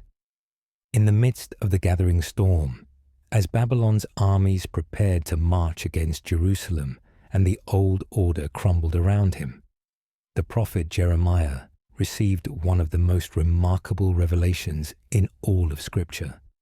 It was a vision that would transform how God's people understood their relationship with the Almighty, and it contained a mysterious reference to the Ark of the Covenant that has puzzled scholars for centuries. The prophecy came during the darkest hours of Judah's history. King Jehoiakim had died, possibly assassinated, and his 18-year-old son, Jehoiakim, had inherited a kingdom on the brink of collapse. Nebuchadnezzar's armies were already marching toward Jerusalem, and the young king would surrender the city after reigning only 3 months. The cream of Judah's population, the nobles, craftsmen, and warriors, would be carried into exile, leaving behind only the poorest of the land. It was in this context of national catastrophe that Jeremiah spoke words that seemed almost impossible to believe. "Behold, the days are coming, declares the Lord, when I will make a new covenant with the house of Israel and the house of Judah, not like the covenant that I made with their fathers when I took them by the hand to bring them out of the land of Egypt, my covenant that they broke, though I was their husband, declares the Lord." The implications of this prophecy were staggering. God was announcing that the entire system of worship, law, and relationship that had governed Israel since Mount Sinai was about to be replaced. The covenant sealed with blood at the foot of the mountain, ratified by the people's promise to obey all that the Lord had spoken, written on stone tablets and placed within the Ark of the Covenant. All of this was going to give way to something entirely new. But what would this new covenant look like? Jeremiah's description was both beautiful and mysterious. "For this is the covenant that I will make with the house of Israel. After those days, declares the Lord, I will put my law within them, and I will write it on their hearts, and I will be their God, and they shall be my people. And no longer shall each one teach his neighbor and each his brother, saying, Know the Lord, for they shall all know me, from the least of them to the greatest, declares the Lord. For I will forgive their iniquity, and I will remember their sin no more." The contrast with the Old Covenant was striking. Instead of external law written on stone tablets, God would write his law on human hearts. Instead of requiring teachers and priests to mediate knowledge of God, every person would know the Lord directly. Instead of annual sacrifices that reminded people of their sins, God would forgive completely, and remember their transgressions no more. But perhaps the most shocking element of Jeremiah's prophecy concerned the Ark of the Covenant itself. In the midst of describing this new covenant, the prophet spoke words that must have seemed almost blasphemous to his contemporaries. "And when you have multiplied and been fruitful in the land, in those days, declares the Lord, they shall no more say, 'The Ark of the Covenant of the Lord.' It shall not come to mind or be remembered or missed or made again." Think about what Jeremiah was saying. The Ark, the golden chest that had been the centerpiece of Israel's worship for 8 centuries, the mercy seat where God met with his people, the throne of the Almighty on earth, would not even be remembered in the days of the new covenant. It wouldn't be missed because something far greater would have taken its place. This prophecy suggests that Jeremiah understood the temporary nature of the entire Old Covenant system. The Ark, the temple, the priesthood, the sacrificial system, all of these were shadows pointing toward greater realities. They were God's gracious provision for a specific time and purpose, but they were never intended to be permanent. The physical symbols would give way to spiritual realities, the external forms to internal transformation. The timing of this prophecy is significant. Jeremiah spoke these words just as the Babylonian crisis was reaching its climax, when the very existence of the temple and its sacred objects was threatened. Perhaps God was preparing his people for the loss they were about to experience, helping them understand that even if the ark disappeared, his presence and covenant faithfulness would continue in a new and better way. But there's another layer to Jeremiah's prophecy that becomes clear when we consider his unique position during Jerusalem's final years. As the prophet who witnessed the city's destruction, who saw the temple burned and its treasures carried away, Jeremiah may have had special knowledge about what happened to the ark. His words about it not being remembered or missed might reflect more than prophetic insight. They might indicate actual involvement in its fate. The new covenant Jeremiah described would be superior to the old in every way. Instead of being written on stone tablets that could be broken, it would be inscribed on hearts that God himself would transform. Instead of being mediated through priests who themselves needed forgiveness, it would provide direct access to God for all believers. Instead of covering sins temporarily through animal sacrifices, it would remove them permanently through a perfect sacrifice. This transformation would make the ark unnecessary, even obsolete, not as a loss, but as the most beautiful upgrade imaginable. The mercy seat had been the place where God's justice and mercy met, where the blood of sacrifice satisfied divine holiness. But in the new covenant, justice and mercy would meet perfectly in the person of the Messiah, who would be both the sacrifice and the mercy seat, both the offering and the altar. What once required an annual, terrifying ceremony in a distant temple now becomes your daily, peaceful reality. The external symbol was replaced by an internal, unshakable relationship that no earthly power can touch or take away. Jeremiah's vision extended beyond the immediate crisis to see God's ultimate purpose for his people. The destruction of Jerusalem and the exile to Babylon weren't the end of the story. They were the necessary prelude to something far greater. The old covenant had to be removed so that the new covenant could be established. The external symbols had to disappear so that internal realities could take their place. The prophet also understood that this new covenant wouldn't be limited to Israel alone. In other passages, he spoke of God's intention to bless all nations, to extend his salvation to the ends of the earth. The ark had been a symbol of God's presence among one chosen people, but the new covenant would make God's presence available to all who believed, regardless of their ethnic background or national identity. This universality of the new covenant helps explain why the ark would no longer be needed. A physical object in a specific location couldn't serve as the focal point for a global faith. The presence of God needed to be portable, accessible to believers wherever they might be found. The new covenant would accomplish this by placing God's Spirit within each believer, making every heart a holy of holies, every life a temple of the living God. Jeremiah's contemporaries struggled to understand this vision. They were accustomed to thinking of God's presence in terms of the temple and the ark, of approaching him through prescribed rituals and ceremonies. The idea that all of this would be replaced by something internal and spiritual seemed almost incomprehensible. How could there be a covenant without external symbols? How could there be forgiveness without visible sacrifices?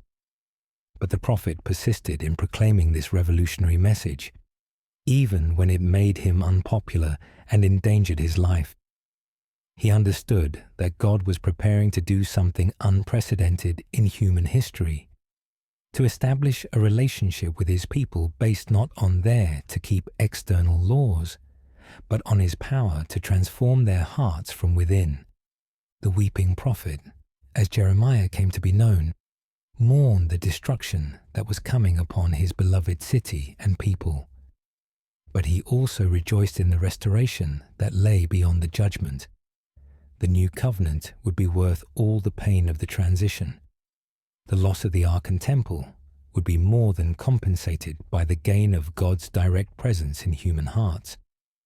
The new covenant was coming, but preserving the relics of the old was a deadly act of devotion. Ancient tradition suggests that the prophet, the man who spoke of the ark's end, was also responsible for its final secret journey. As the Babylonian armies tightened their siege around Jerusalem and the end of the kingdom of Judah drew near, extraordinary measures may have been taken to preserve the most sacred objects of Israel's faith. While the biblical record falls silent about the Ark of the Covenant after King Josiah's command to return it to the temple, other ancient sources suggest that the prophet Jeremiah played a crucial role in ensuring its survival. The account comes from 2 Maccabees, a deuterocanonical book written several centuries after the events it describes. While not accepted as scripture by all traditions, it preserves historical memories that may reflect actual events from Jerusalem's final days. According to this source, Jeremiah received a divine revelation instructing him to take the ark, along with the altar of incense and the tent of meeting, to a secret location where they would remain hidden until God chose to reveal them again. The location chosen for this concealment was Mount Nebo, the same mountain where Moses had died after viewing the Promised Land from afar. This wasn't a random choice. Mount Nebo held profound symbolic significance in Israel's history. It was there that Moses, who had received the original instructions for the ark's construction, had breathed his last breath while gazing upon the land he would never enter. Now, as Israel faced exile from that same promised land, the ark would return to the place where Moses had concluded his earthly ministry. According to the account in 2 Maccabees, Jeremiah made this journey accompanied by faithful companions who had sworn themselves to secrecy. The prophet led them up the mountain paths to a cave system where the sacred objects could be safely concealed.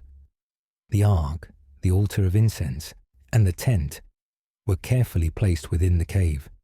And then Jeremiah sealed the entrance so thoroughly that even his companions couldn't find it again when they tried to mark the location. When some of Jeremiah's followers suggested they should create landmarks or leave signs to help locate the cave in the future, the prophet rebuked them sharply. "The place shall remain unknown," he declared, "until God gathers his people together again and shows his mercy. Then the Lord will disclose these things, and the glory of the Lord and the cloud will appear, as they were shown in the case of Moses, and as Solomon asked that the place should be specially consecrated. This account, if true, would explain several mysteries that have puzzled scholars for centuries.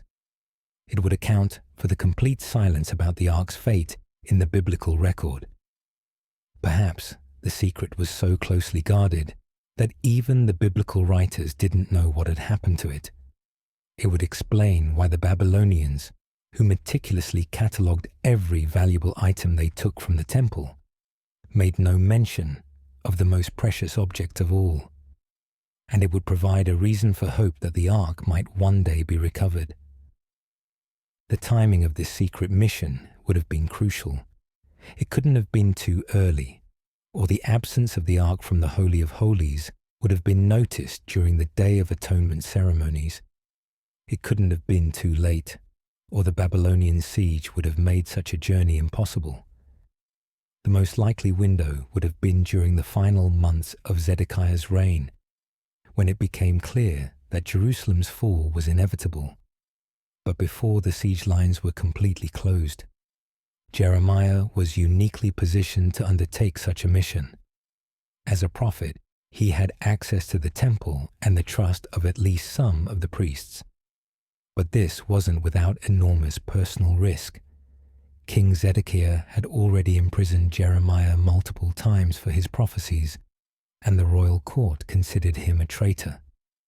His prophecies had consistently warned of Jerusalem's coming destruction, so he would have understood the urgency of preserving the sacred objects.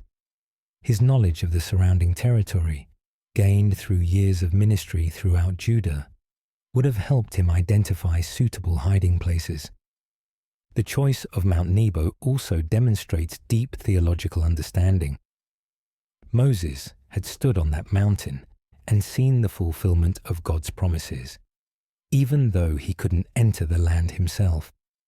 Now the ark, which contained the stone tablets Moses had received from God, would wait on the same mountain for another fulfillment, the restoration of Israel and the revelation of God's glory in a new and greater way. The companions who accompanied Jeremiah on this mission must have been carefully chosen. They needed to be absolutely trustworthy, committed to maintaining the secret even under torture or threat of death. They also needed to be physically capable of carrying the heavy golden chest and other sacred objects up the difficult mountain terrain. The account suggests these men were so overwhelmed by the responsibility that they wanted to mark the location, but Jeremiah's firm refusal shows his understanding that divine timing, not human planning, would determine when the ark would be revealed again. The sealing of the cave entrance would have required considerable effort and skill. It wasn't enough simply to roll a stone across the opening. The concealment had to be so complete that even those who had been present couldn't relocate it afterward. This suggests either supernatural intervention in hiding the location or extremely sophisticated camouflage techniques that made the cave entrance invisible to casual observation. Some scholars have questioned whether Jeremiah could have physically accomplished such a mission. The prophet was not a young man by the time of Jerusalem's fall, and the journey to Mount Nebo would have been arduous and dangerous. However, his deep sense of divine calling and the eternal significance of preserving the ark would have provided motivation to overcome any physical limitations. The assistance of his carefully chosen companions would have made the practical aspects of the mission feasible. The secrecy surrounding this mission would explain why it's not mentioned in the canonical biblical books. If only a handful of people knew what had happened to the ark, and if they were sworn to secrecy, the knowledge might have died with them during the chaos of Jerusalem's destruction and the subsequent exile. Later biblical writers, including those who recorded the return from Babylon, simply wouldn't have known the truth about the ark's fate. This theory also provides a satisfying explanation for Jeremiah's prophecy that the ark would not be remembered or missed in the days of the new covenant. If the prophet had been instrumental in hiding it, He would have understood that its concealment was part of God's plan to transition from the old covenant to the new. The physical symbol would be preserved but hidden, while the spiritual reality it represented would be revealed in a greater way. The promise that the ark would remain hidden until God gathers his people together again and shows his mercy points to an eschatological fulfillment. This wasn't just about the return from Babylonian exile, which occurred without any mention of the ark's recovery. It referred to a future gathering and restoration that would surpass anything Israel had previously experienced. The revelation of the hidden ark would coincide with the manifestation of God's glory in ways that would eclipse even the original dedication of Solomon's temple. The mention of the glory of the Lord and the cloud, appearing as they had in Moses' time, and as Solomon had requested, suggests that the ark's return will bring back the dramatic, visible power of God. This wouldn't be a mere archaeological discovery, but a theophany, a visible manifestation of God's glory that would authenticate the find and demonstrate its significance. If this account is historically accurate, it means the Ark of the Covenant may still exist, waiting in its sealed cave on Mount Nebo for God's appointed time of revelation. The golden chest that once led Israel through the wilderness, that witnessed the fall of Jericho and the glory of Solomon's temple, that served as the mercy seat where God met with his people, may be resting in darkness, preserved by divine power, for a future day when its recovery will signal the dawn of a new age. The implications of such a discovery would be staggering for both archaeological and theological reasons. The recovery of the Ark would provide unprecedented insights into ancient craftsmanship, religious practices, and historical events. More importantly, it would serve as a powerful testimony to the faithfulness of God, who preserves his promises and his sacred objects through the darkest periods of history, waiting for the perfect moment to reveal them again. The 18th year of King Nebuchadnezzar's reign marked the end of an era that had lasted for over 4 centuries. Jerusalem, the city David had conquered and Solomon had beautified, lay in ruins. The temple that had been the pride of Israel and the dwelling place of God's name was nothing more than smouldering rubble. The date was burned into the memory of every survivor. The 9th day of the 4th month, 586 BC. The day the temple of the Lord was destroyed by fire. The siege had lasted nearly 2 years, from the 10th day of the 10th month in Zedekiah's 9th year, until the city wall was finally breached. During those terrible months, the people of Jerusalem had endured unimaginable suffering. Food supplies dwindled to nothing, forcing desperate families to eat leather, grass, and things too horrible to mention. The prophet Jeremiah's warnings about the famine that would accompany the siege proved devastatingly accurate. King Zedekiah, the last ruler of David's line to sit on the throne in Jerusalem, had made a final desperate attempt to escape as the Babylonian forces poured through the broken walls. Under cover of darkness, he and his remaining soldiers fled through a gate between the 2 walls near the king's garden, but their freedom was short-lived. The Babylonian army pursued them and captured the king in the plains of Jericho, the same location where Joshua had won his first great victory in the Promised Land centuries earlier. Nebuchadnezzar's judgment on the rebellious king was swift and merciless. Zedekiah was forced to watch as his sons were executed before his eyes, the last sight he would ever see. Then his own eyes were put out. Bronze shackles were fastened around his ankles, and he was led away to Babylon to spend his remaining days in darkness, a broken monument to the consequences of defying God's word through his prophets. When the systematic destruction began, it was thorough and methodical. The Babylonians didn't simply loot the temple, they demolished it stone by stone. The cedar beams that had been imported from Lebanon at enormous cost were torn down and burned. The gold that had covered the walls was stripped away. The very foundations that Solomon had laid with such care were broken apart and scattered. But it was the burning that left the deepest impression on those who witnessed it. The flames that consumed God's house could be seen for miles, a pillar of smoke rising into the sky like a dark inversion of the cloud that had once led Israel through the wilderness. The same fire that had once descended from heaven to consume Solomon's sacrifices now consumed the altar itself. The building that had been filled with the glory of God was reduced to ash and rubble. As the flames died down and the smoke cleared, an eerie silence settled over the Temple Mount. For over 4 centuries, this place had been alive with the sounds of worship. The voices of the Levitical choir, the blast of silver trumpets, the bleating of sacrificial animals, the prayers of pilgrims who had come from across the known world to seek the God of Israel.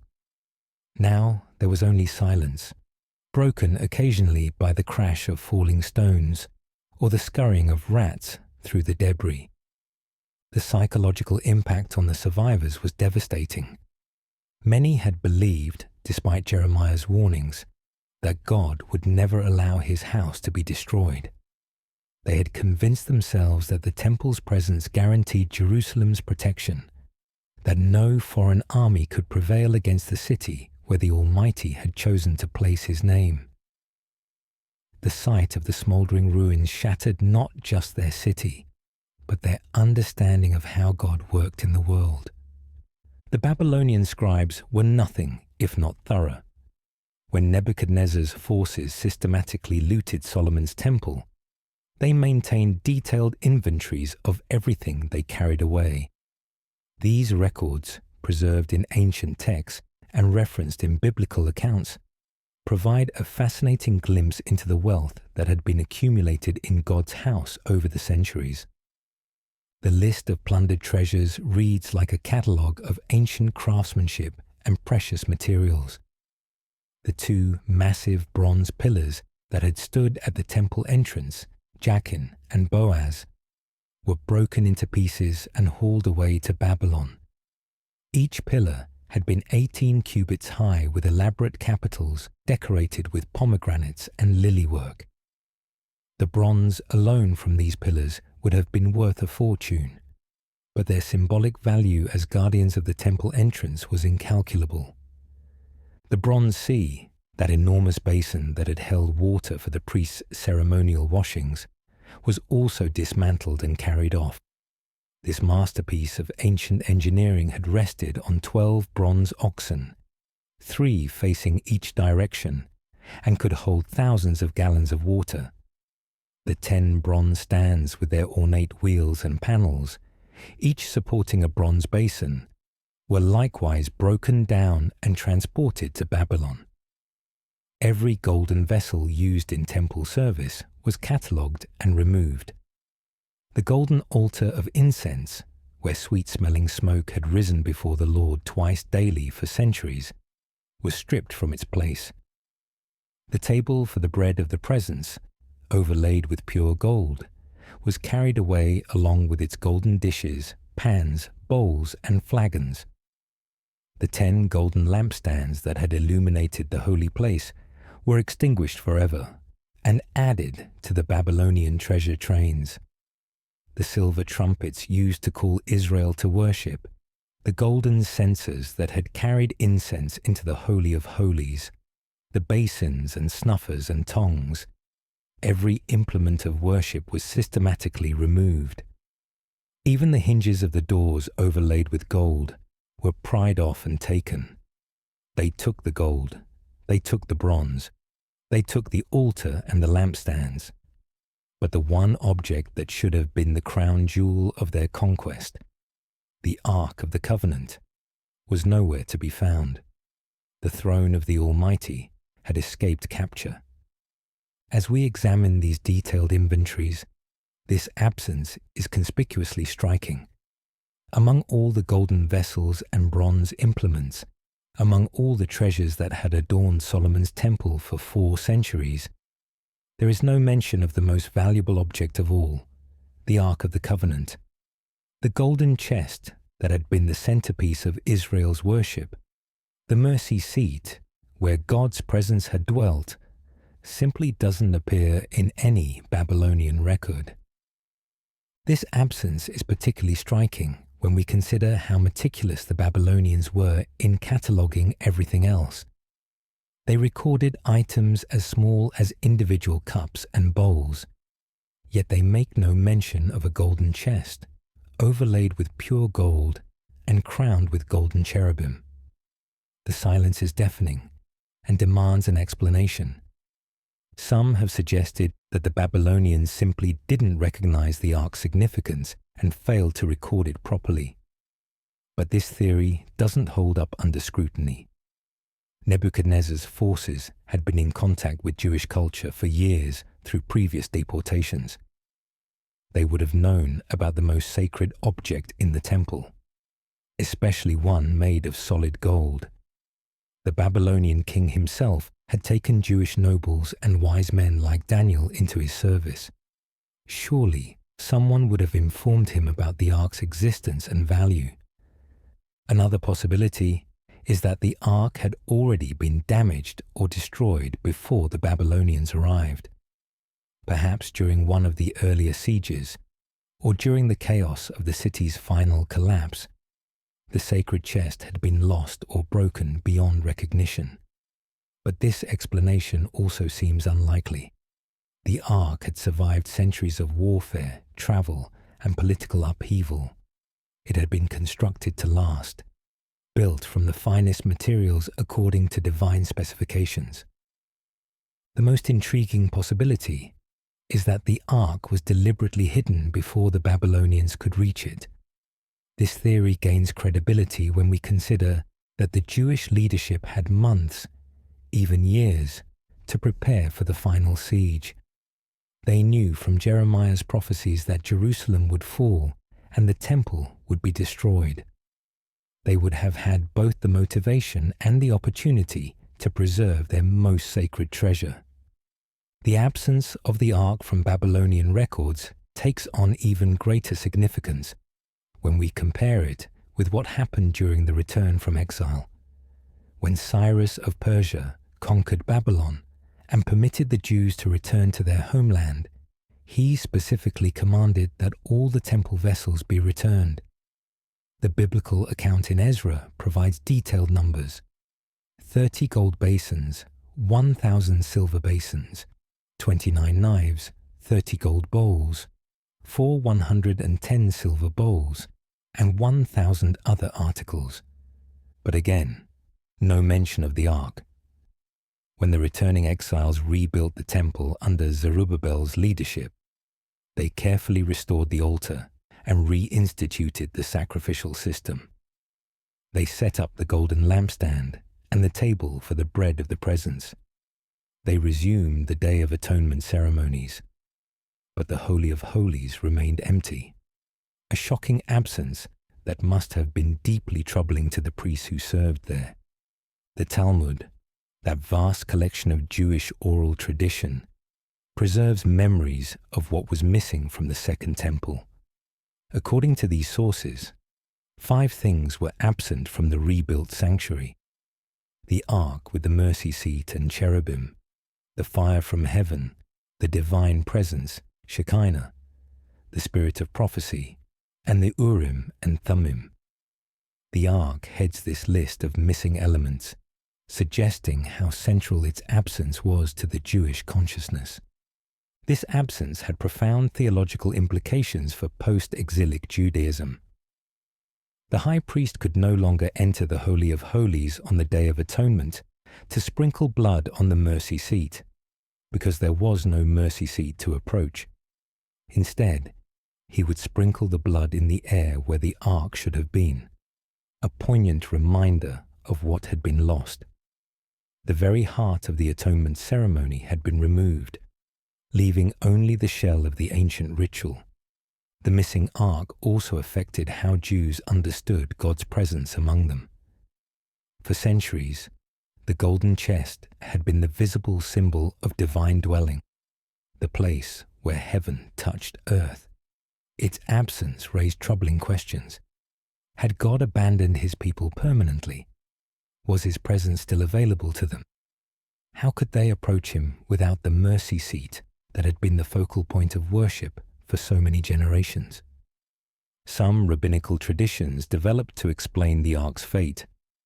One suggested that King Josiah, foreseeing the coming destruction, had hidden the ark in a secret chamber beneath the temple. According to this theory, it remained there throughout the exile period, waiting for the proper time to be revealed. Another tradition claimed that the ark had been taken to Babylon, along with the other temple vessels, but had been hidden so well that even the returning exiles couldn't locate it. But perhaps the most significant aspect of the ark's absence was how it prepared the way for a new understanding of God's presence.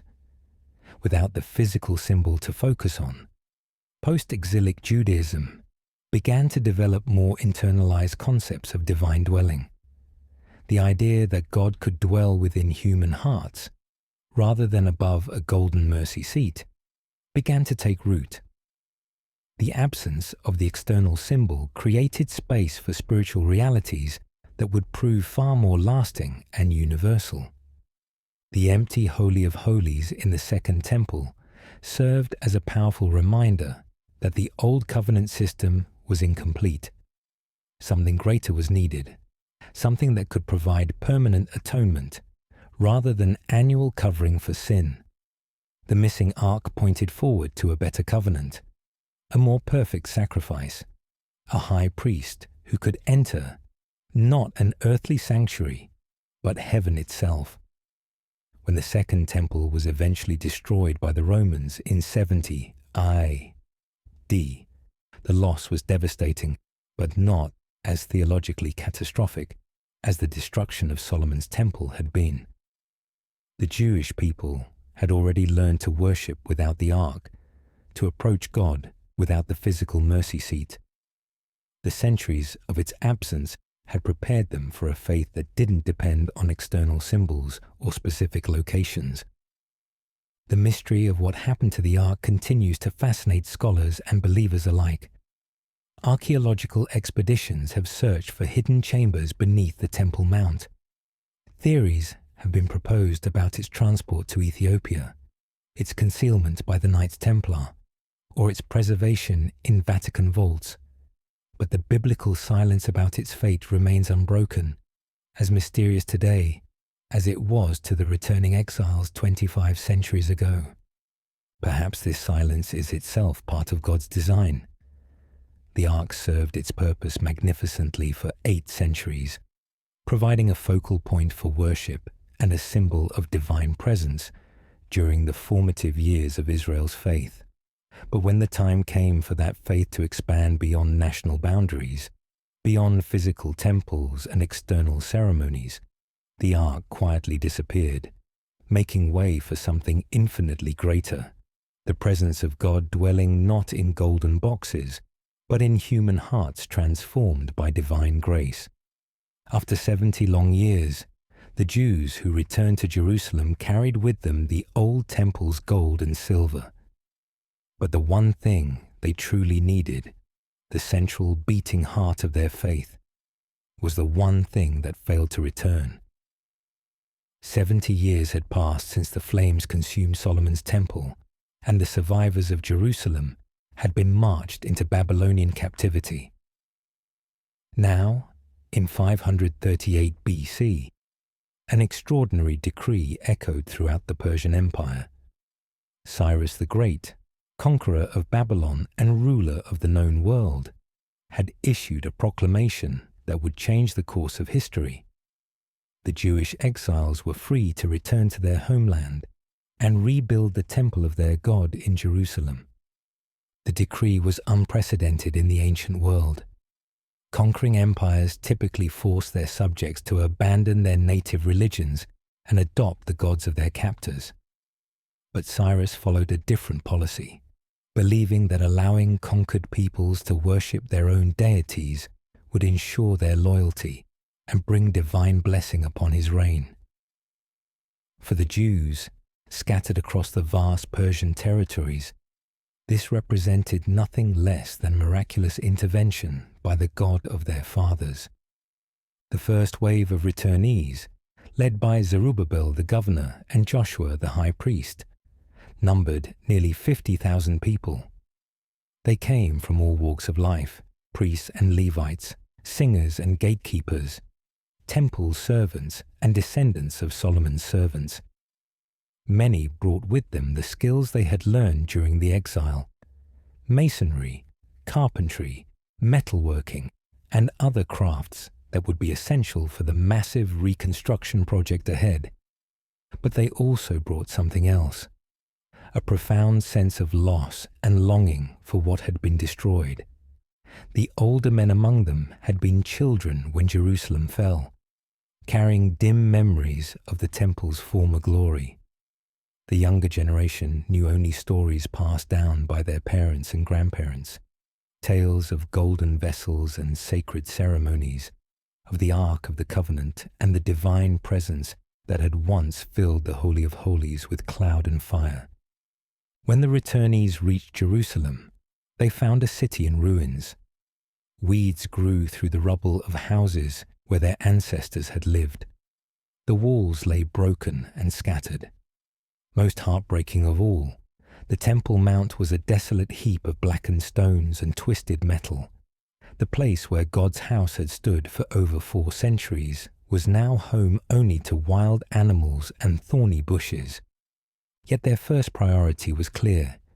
They must rebuild the altar and restore the sacrificial system. Even before clearing the rubble or laying new foundations, they erected an altar on its original site and began offering burnt offerings morning and evening. The smoke rising from that simple altar was a powerful declaration that the God of Israel had not abandoned his people, that worship could be restored even amid the ruins of the past. The foundation-laying ceremony for the new temple was an event of mixed emotions. When the builders laid the foundation and the priests in their vestments stood with trumpets, and the Levites with cymbals took their places to praise the Lord, the sound could be heard from far away. The younger people shouted with joy at seeing God's house rising again. But the older priests and Levites and heads of fathers' houses, who had seen the first temple, wept with a loud voice when they saw this foundation, for they remembered the glory that had been lost. The weeping and the shouting mingled together in a sound that captured the complex emotions of restoration. Joy at what God was doing, grief for what had been lost, hope for the future, sorrow for the past. All of these feelings swirled together as the people contemplated the magnitude of what they were attempting to rebuild. But as construction progressed, it became increasingly clear that this temple would be fundamentally different from Solomon's. The returning exiles had brought back many of the original temple vessels that Cyrus had restored to them, but the most important item was missing. The Holy of Holies, that perfect cube overlaid with gold where God's presence had once dwelt, would remain empty. There would be no Ark of the Covenant, no mercy seat, no golden cherubim with outstretched wings. This absence created profound theological and practical challenges.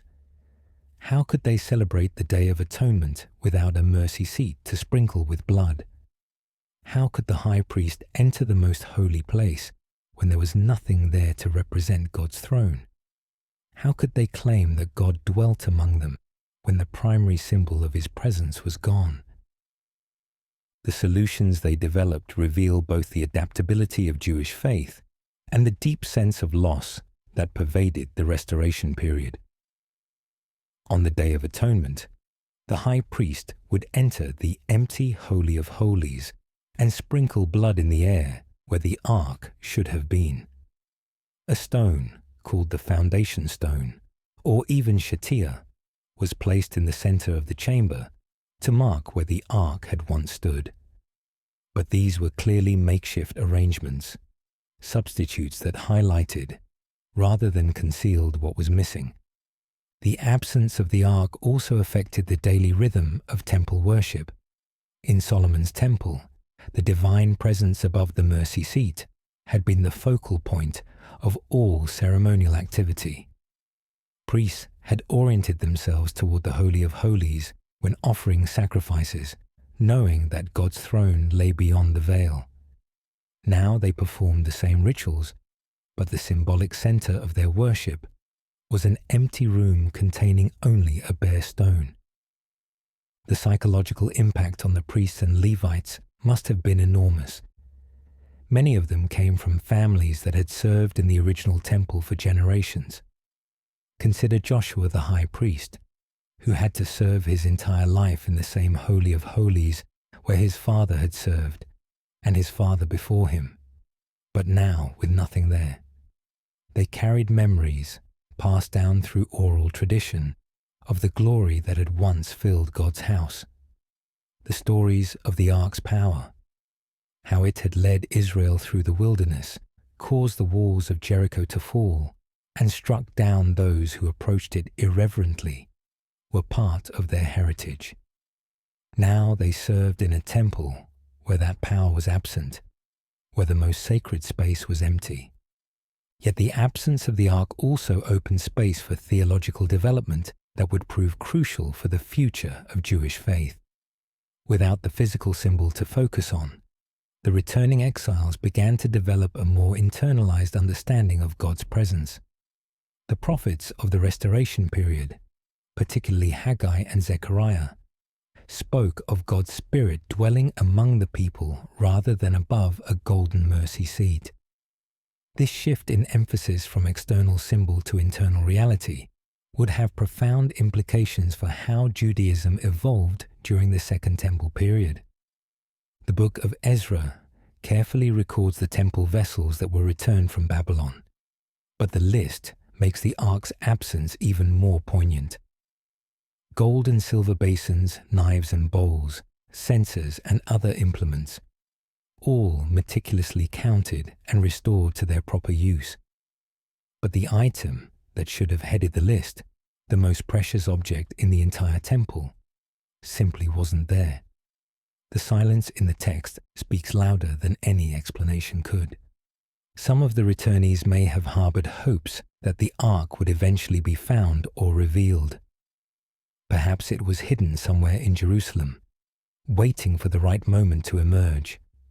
Perhaps it had been carried to Babylon, but was so well concealed that even the Persian authorities didn't know of its existence. These hopes may have sustained some through the difficult early years of reconstruction, but as time passed and no ark appeared, the reality of permanent loss had to be accepted. The completion of the Second Temple in 516 BC, exactly 70 years after the destruction of the first, was marked by great celebration, but also by an underlying sadness. The dedication ceremony included sacrifices and offerings, music and worship, but the descriptions lacked the supernatural elements that had marked Solomon's temple dedication. There was no cloud of glory filling the sanctuary, no fire from heaven consuming the offerings, no visible manifestation of divine approval. God was present, but his presence was different, less dramatic, more subtle, requiring faith rather than sight to discern. The prophets of the period tried to encourage the people by promising that the glory of the Second Temple would exceed that of the first. Haggai declared, "The latter glory of this house shall be greater than the former, says the Lord of hosts. And in this place I will give peace." But this promise seemed to refer to a future fulfillment rather than the present reality. The temple they had built was functional but modest, serviceable but not glorious. The absence of the Ark from the Second Temple created a theological vacuum that various Jewish groups would fill in different ways during the centuries that followed. Some focused on the written Torah as the primary locus of divine revelation, since the stone tablets that had once rested in the Ark were also gone. Others emphasized the oral tradition, the teachings passed down from generation to generation that preserved the memory of how things had been done in the original temple. Still, others looked forward to a future restoration when the Ark would return and God's glory would again fill his house. This diversity of responses to the Ark's absence would contribute to the development of different Jewish sects during the Second Temple period. The Sadducees, centered around the temple priesthood, maintained that worship could continue effectively without the Ark, focusing on the sacrificial system and ritual purity. The Pharisees emphasized the oral law and personal piety, developing practices that could be observed anywhere, not just in the temple. The Essenes withdrew from temple worship altogether, believing it had been irredeemably compromised by the absence of proper ritual objects and pure priests. The empty Holy of Holies in the Second Temple also prepared the way for revolutionary changes in how God's people would understand divine presence and worship, when a young rabbi from Nazareth would later claim to be the true temple, the place where God dwelt fully among humanity. His words would resonate with people who had lived for centuries with an empty sanctuary. The idea that God's presence could be found in a person rather than a place, in a relationship rather than a ritual, would find fertile ground among those who had learned to worship without the Ark.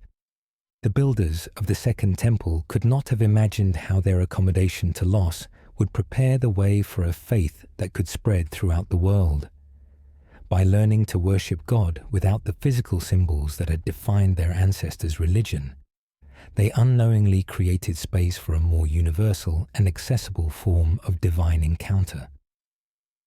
The absence of the Ark, initially experienced as devastating loss, would ultimately prove to be providential preparation for a greater revelation of God's presence among his people. Far to the south of Jerusalem, beyond the cataracts of the Nile and across the highlands of ancient Nubia, lies the kingdom of Ethiopia, a land that has preserved one of the most intriguing claims in the history of biblical archaeology. For over 2 millennia, the Ethiopian Orthodox Church has maintained that the true Ark of the Covenant rests not in some hidden cave or lost chamber, but in the ancient city of Axum, carefully guarded in the Church of Our Lady, Mary of Zion. This extraordinary claim traces its origins to one of the most famous encounters in biblical history, the visit of the Queen of Sheba to King Solomon in Jerusalem. According to Ethiopian tradition, this legendary queen was actually Queen Makeda of Ethiopia, who journeyed to Jerusalem around 950 BC to test Solomon's renowned wisdom and to establish diplomatic and trade relations between their kingdoms. The biblical account of this visit is tantalizingly brief, but rich with significance.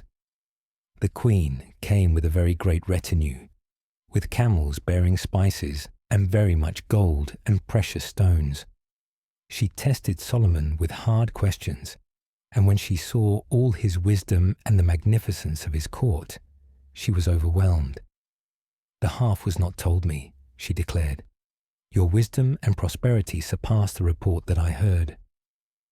But Ethiopian tradition adds layers of detail to this biblical narrative that transform it from a diplomatic visit into a love story with world-changing consequences.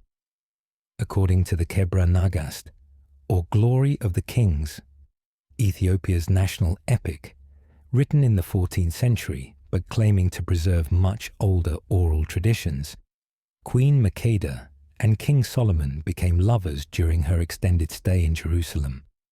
The story tells how Solomon, captivated by the queen's beauty and intelligence, used his wisdom to seduce her. Before she departed for Ethiopia, she had conceived a son by the wise king. This child, born after her return to Ethiopia, was named Menelik I and would become the founder of the Ethiopian imperial dynasty that claimed descent from Solomon until the overthrow of Emperor Haile Selassie in 1974. According to this tradition, when Menelik came of age, he travelled to Jerusalem to meet his father. Solomon received him with great joy, recognizing his own features in the young prince. The king offered to make Menelik his heir, but the young man preferred to return to his mother's kingdom. However, he didn't return empty-handed. The Kebra Nagas claims that Menelik, with the help of Azariah, son of Zadok the priest, secretly took the Ark of the Covenant from Solomon's temple and transported it to Ethiopia. The account describes how this theft was accomplished through divine intervention. God, displeased with Solomon's later idolatry and his many foreign wives who turned his heart away from true worship, had decided to remove his presence from Jerusalem. The Ark's transfer to Ethiopia was not theft, but divine will. God was moving his dwelling place from a kingdom that had become corrupt to one that would remain faithful. This version of events explains several puzzling aspects of biblical history from an Ethiopian perspective. It accounts for why the Ark disappears from biblical records after Solomon's reign, why later kings like Hezekiah and Josiah had to work so hard to restore true worship, and why the temple was eventually destroyed. According to Ethiopian tradition, God's presence had already departed with the Ark centuries before the Babylonian conquest. The physical evidence for this claim centers on the Church of Our Lady Mary of Zion in Axum, one of the oldest Christian sites in the world. The original church was built in the 4th century during the reign of King Ezana, who made Christianity the official religion of Ethiopia.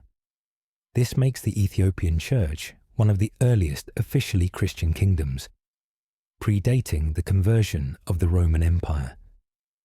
Within this ancient church complex stands a small, heavily guarded chapel that Ethiopians believe houses the true Ark of the Covenant. Only one person, the appointed Guardian monk, is permitted to see the Ark. He serves this role for life, never leaving the church grounds, dying to the outside world the moment he accepts the key.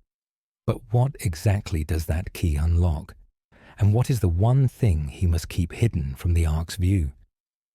This guardian, known as the Keeper of the Ark, maintains constant vigil over the sacred object, praying and offering incense before it daily.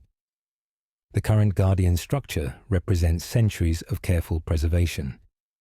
Each keeper trains his successor in the proper rituals and care of the Ark before his death, ensuring continuity of knowledge and practice. The selection process is rigorous, requiring candidates to demonstrate exceptional piety, learning, and commitment. Once chosen, the keeper effectively dies to the outside world, dedicating his entire remaining life to protecting and serving the Ark. Ethiopian Christians point to several factors that support their claim.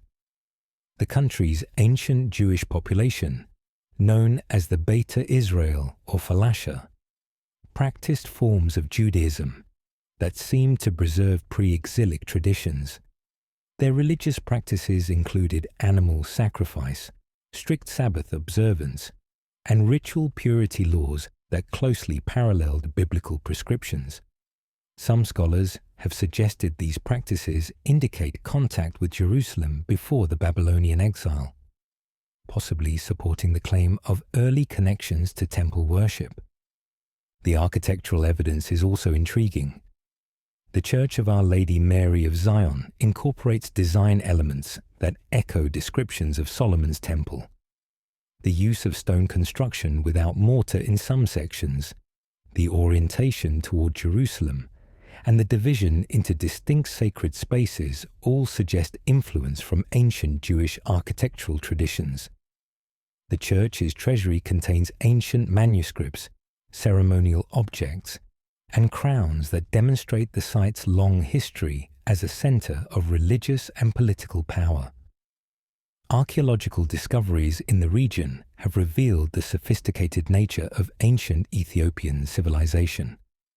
The kingdom of Aksum was a major trading power in the ancient world, with commercial connections extending from the Roman Empire to India and China.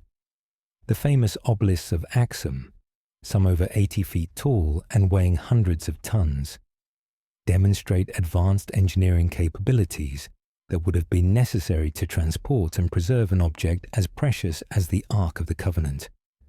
The Ethiopian Orthodox Church has maintained its claim with remarkable consistency through centuries of political upheaval, foreign invasion, and religious persecution, a level of institutional endurance that few religious organizations have matched in history.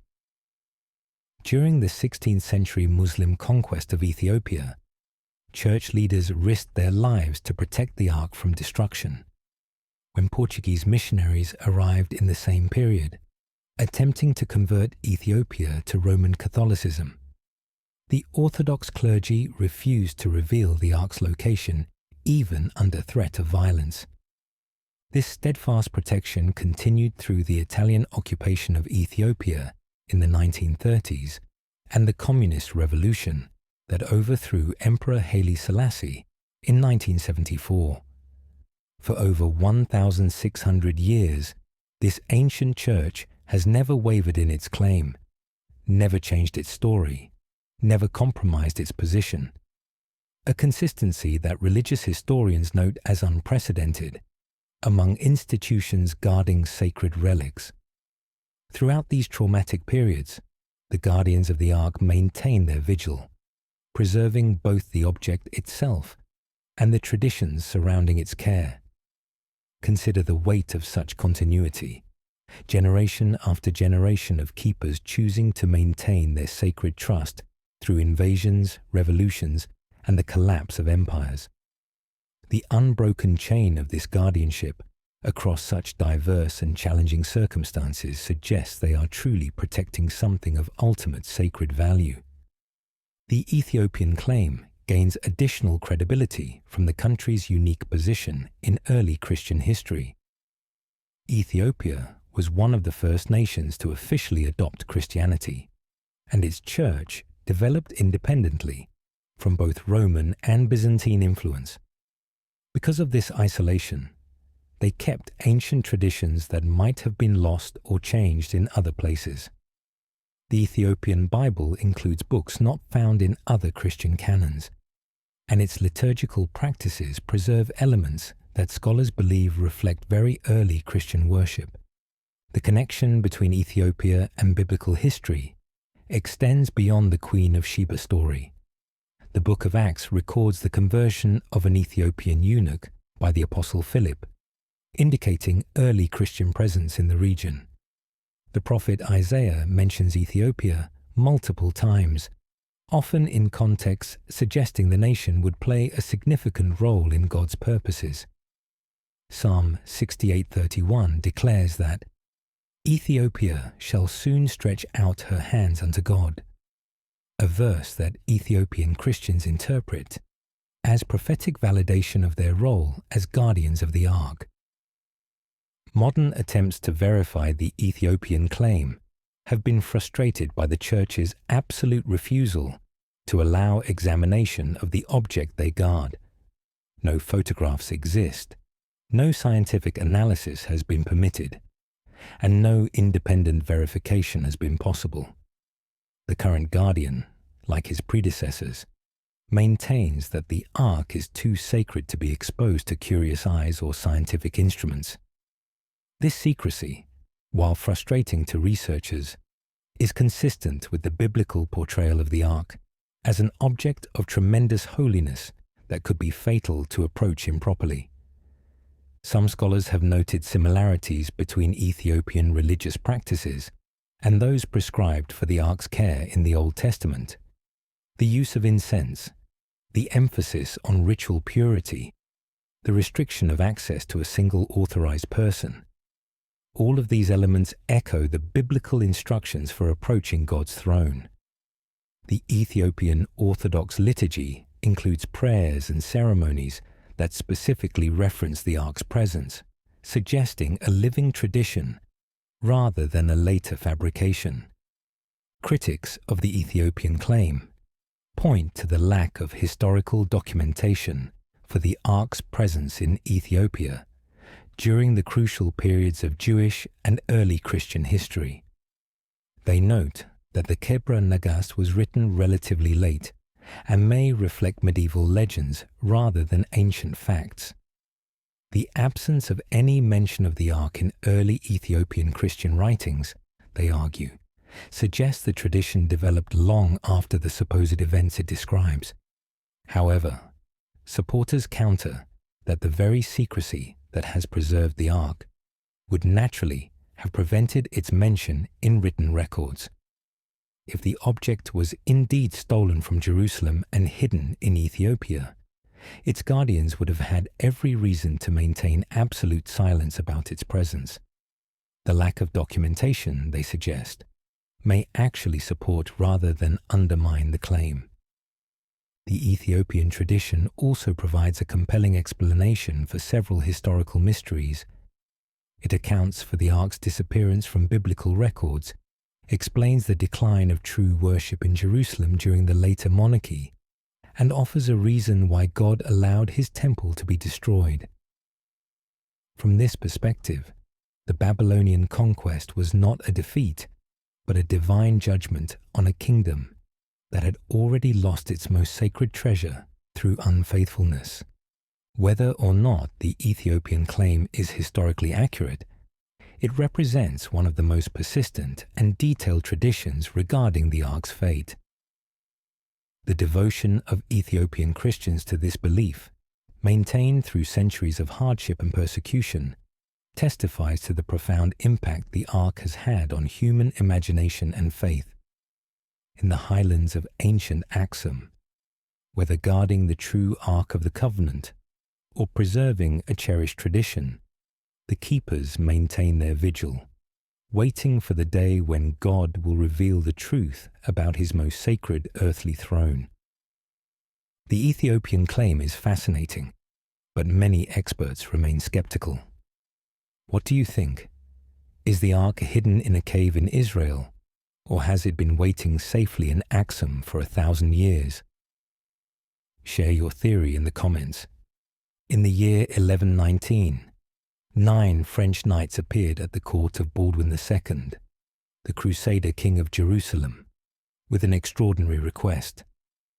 Led by Hugh defiance, these men claimed they wanted to protect Christian pilgrims traveling to the Holy Land, but their actions would soon suggest a far more ambitious and mysterious agenda, one that may have been connected to the greatest treasure hunt in history.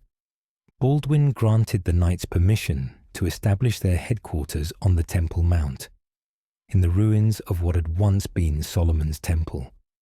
For the next 9 years, these Knights Templar, as they came to be known, conducted what they claimed were security operations for pilgrims, but contemporary accounts suggest they spent much of their time engaged in excavation work beneath the ancient temple foundations, searching for something of immense value. The timing of their arrival was significant. The First Crusade had captured Jerusalem in 1099, giving Christians control of the Temple Mount for the first time in over 4 centuries. The site had been occupied by the Dome of the Rock and Al-Aqsa Mosque since the 7th century, but the Crusaders had converted these Islamic structures for Christian use. For the first time since the Roman destruction of Herod's temple in 70 AD, Christians had unrestricted access to the most sacred site in Judaism. The 9 founding knights represented some of the most powerful noble families in France. Hugh defiance was related to the Count of Champagne, one of the wealthiest men in Europe. Godfrey de Saint-Omer came from a family with extensive lands in Flanders. These were not adventurers seeking their fortune, but established aristocrats who had left comfortable lives for a dangerous and uncertain mission in the Holy Land. What makes their story even more intriguing is their apparent lack of interest in actually protecting pilgrims during their early years. Historical records show that the Knights Templar recruited no new members and engaged in no significant military activities between 1119 and 1128. For an organization supposedly dedicated to protecting travelers, this 9-year period of inactivity is difficult to explain unless they were engaged in other activities entirely. Archaeological evidence from the Temple Mount supports the theory that extensive excavation took place during this period. In the 19th century, British engineers surveying the site discovered a series of tunnels and chambers beneath the temple foundations that appeared to date from the Crusader period. These excavations were sophisticated, following the natural contours of the bedrock and targeting specific areas that would have been significant in the original temple layout. The most intriguing of these excavations focused on the area directly beneath where the Holy of Holies would have been located. They left behind only tunnels and riddles, their 9-year search yielding no definitive answers about the Ark's location. As we consider the mystery of the Ark's disappearance and the various theories about its current location, we must turn our attention to what Scripture reveals about its ultimate fate. The prophetic writings contain intriguing hints about the role this sacred object may play in the final chapters of human history, suggesting that its concealment may be temporary rather than permanent. What does the book of Revelation tell us? It reveals that the Ark is not hidden on earth at all, but waiting in the only place it can truly be safe. The prophet Jeremiah, who witnessed the Ark's final biblical mention and may have been instrumental in its preservation, spoke words that seemed to point beyond the immediate crisis of Jerusalem's destruction to a future restoration. His prophecy about the new covenant included the striking declaration that in the days to come, people would no longer say the Ark of the Covenant of the Lord, because it would not come to mind, or be remembered or missed. Yet this very prophecy, by mentioning the Ark's future absence, paradoxically ensures that it would indeed be remembered. The apparent contradiction in Jeremiah's words may point to a deeper truth about the Ark's destiny. Perhaps the prophet was describing two different periods, an intermediate age when the Ark would be hidden and forgotten, followed by a final age when its revelation would coincide with the ultimate fulfillment of God's purposes for his people.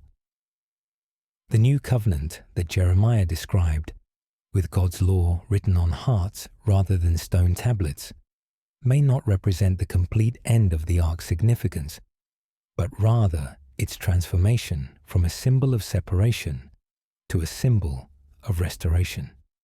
The book of Revelation provides the most explicit prophetic reference to the Ark's future appearance.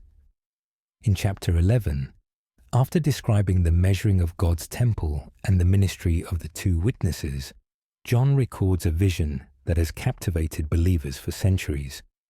Then God's temple in heaven was opened, and within his temple was seen the ark of his covenant. And there came flashes of lightning, rumblings, peals of thunder, an earthquake, and a severe hailstorm. This passage raises profound questions about the relationship between the earthly ark that once resided in Solomon's temple and the heavenly reality it represented. Biblical scholars have debated this connection for centuries, with two primary interpretations emerging from careful study. Some interpreters suggest that John was seeing the true eternal ark, of which the earthly version was merely a copy. According to this view, the physical ark that Moses constructed was a shadow of heavenly realities, and John's vision reveals the original in God's true temple above. But another interpretation, supported by many theologians who study the correspondence between earthly and heavenly patterns, suggests that the earthly and heavenly arcs are one and the same, that the golden chest constructed by Bezalel, according to divine specifications, was somehow taken up into heaven, preserved there until the time of its final revelation. This theory finds support in the detailed correspondence between Moses' instructions and the heavenly patterns he was shown on Mount Sinai. If the earthly tabernacle was indeed a copy of heavenly realities, perhaps the ark was designed to bridge both realms. The timing of the ark's appearance in Revelation is significant. It occurs just before the description of the woman clothed with the sun, who gives birth to a male child destined to rule all nations with an iron scepter. Many interpreters identify this woman with Israel and the child with the Messiah, suggesting that the ark's revelation coincides with the climactic moments of God's redemptive plan. The phenomena accompanying the ark's appearance in John's vision, lightning, thunder, earthquake, and hail, echo the manifestations of divine presence that occurred at Mount Sinai when the law was first given. This parallel suggests that the ark's final revelation will mark a return to the dramatic displays of God's power that characterized the early days of the covenant relationship.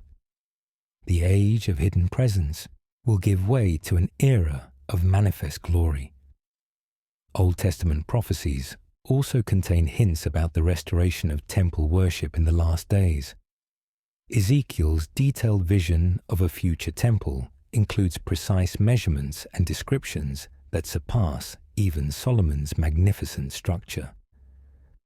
While this prophetic temple doesn't explicitly mention the ark, the emphasis on the Holy of Holies and the return of God's glory to dwell among His people suggests that the complete restoration of worship will require the presence of His earthly throne. The prophet Zechariah, writing during the period of the Second Temple's construction, spoke of a future day when Jerusalem would be called the throne of the Lord, and all nations would gather there to honor God's name. This transformation of the entire city into God's throne room may indicate that the ark's significance will expand beyond the confines of a single building to encompass the whole of God's dwelling place among His people. Isaiah's prophecies about the restoration of Israel include references to the return of scattered treasures and the rebuilding of ancient ruins. His vision of nations bringing their wealth to Jerusalem, of kings serving as nursing fathers to God's people, and of the glory of Lebanon coming to beautify God's sanctuary, all suggest a future gathering that would naturally include the recovery of the most precious object from Israel's past. The connection between the ark's return and the restoration of Israel as a nation adds another layer of prophetic significance to its mystery. The modern establishment of Israel in 1948, after nearly 2 millennia of exile, has led many to wonder whether other aspects of biblical prophecy might also be approaching fulfillment. If the people have returned to their land, might not their most sacred treasure also be destined for restoration? Some prophetic interpreters point to current developments in Israel as signs that the time of the ark's revelation may be approaching. The renewed interest in temple worship among some Orthodox Jewish groups, the breeding programs attempting to produce a perfect red heifer for purification ceremonies, and the growing political pressure to allow Jewish prayer on the Temple Mount all suggest a building momentum toward the restoration of ancient practices. The role of the red heifer in biblical purification rituals has particular relevance to the ark's potential return. According to Numbers 19, the ashes of a perfect red heifer were required to purify anyone who had been defiled by contact with death. Since the destruction of the Second Temple, no such heifer has been available, making it impossible to achieve the level of ritual purity required for temple service. Remarkably, in 2022 and 2023, several red heifer candidates were born and transported to Israel, where they are being carefully monitored by the Temple Institute and other Jewish religious authorities. These developments have created excitement among prophecy watchers worldwide, who see this as a sign that God is preparing for the restoration of temple worship, the first time in nearly 2,000 years that such preparations have been considered feasible. If the Ark were to be discovered and authenticated, the question of ritual purity would become crucial. Only priests who had been purified with red heifer ashes could approach it safely, according to biblical law.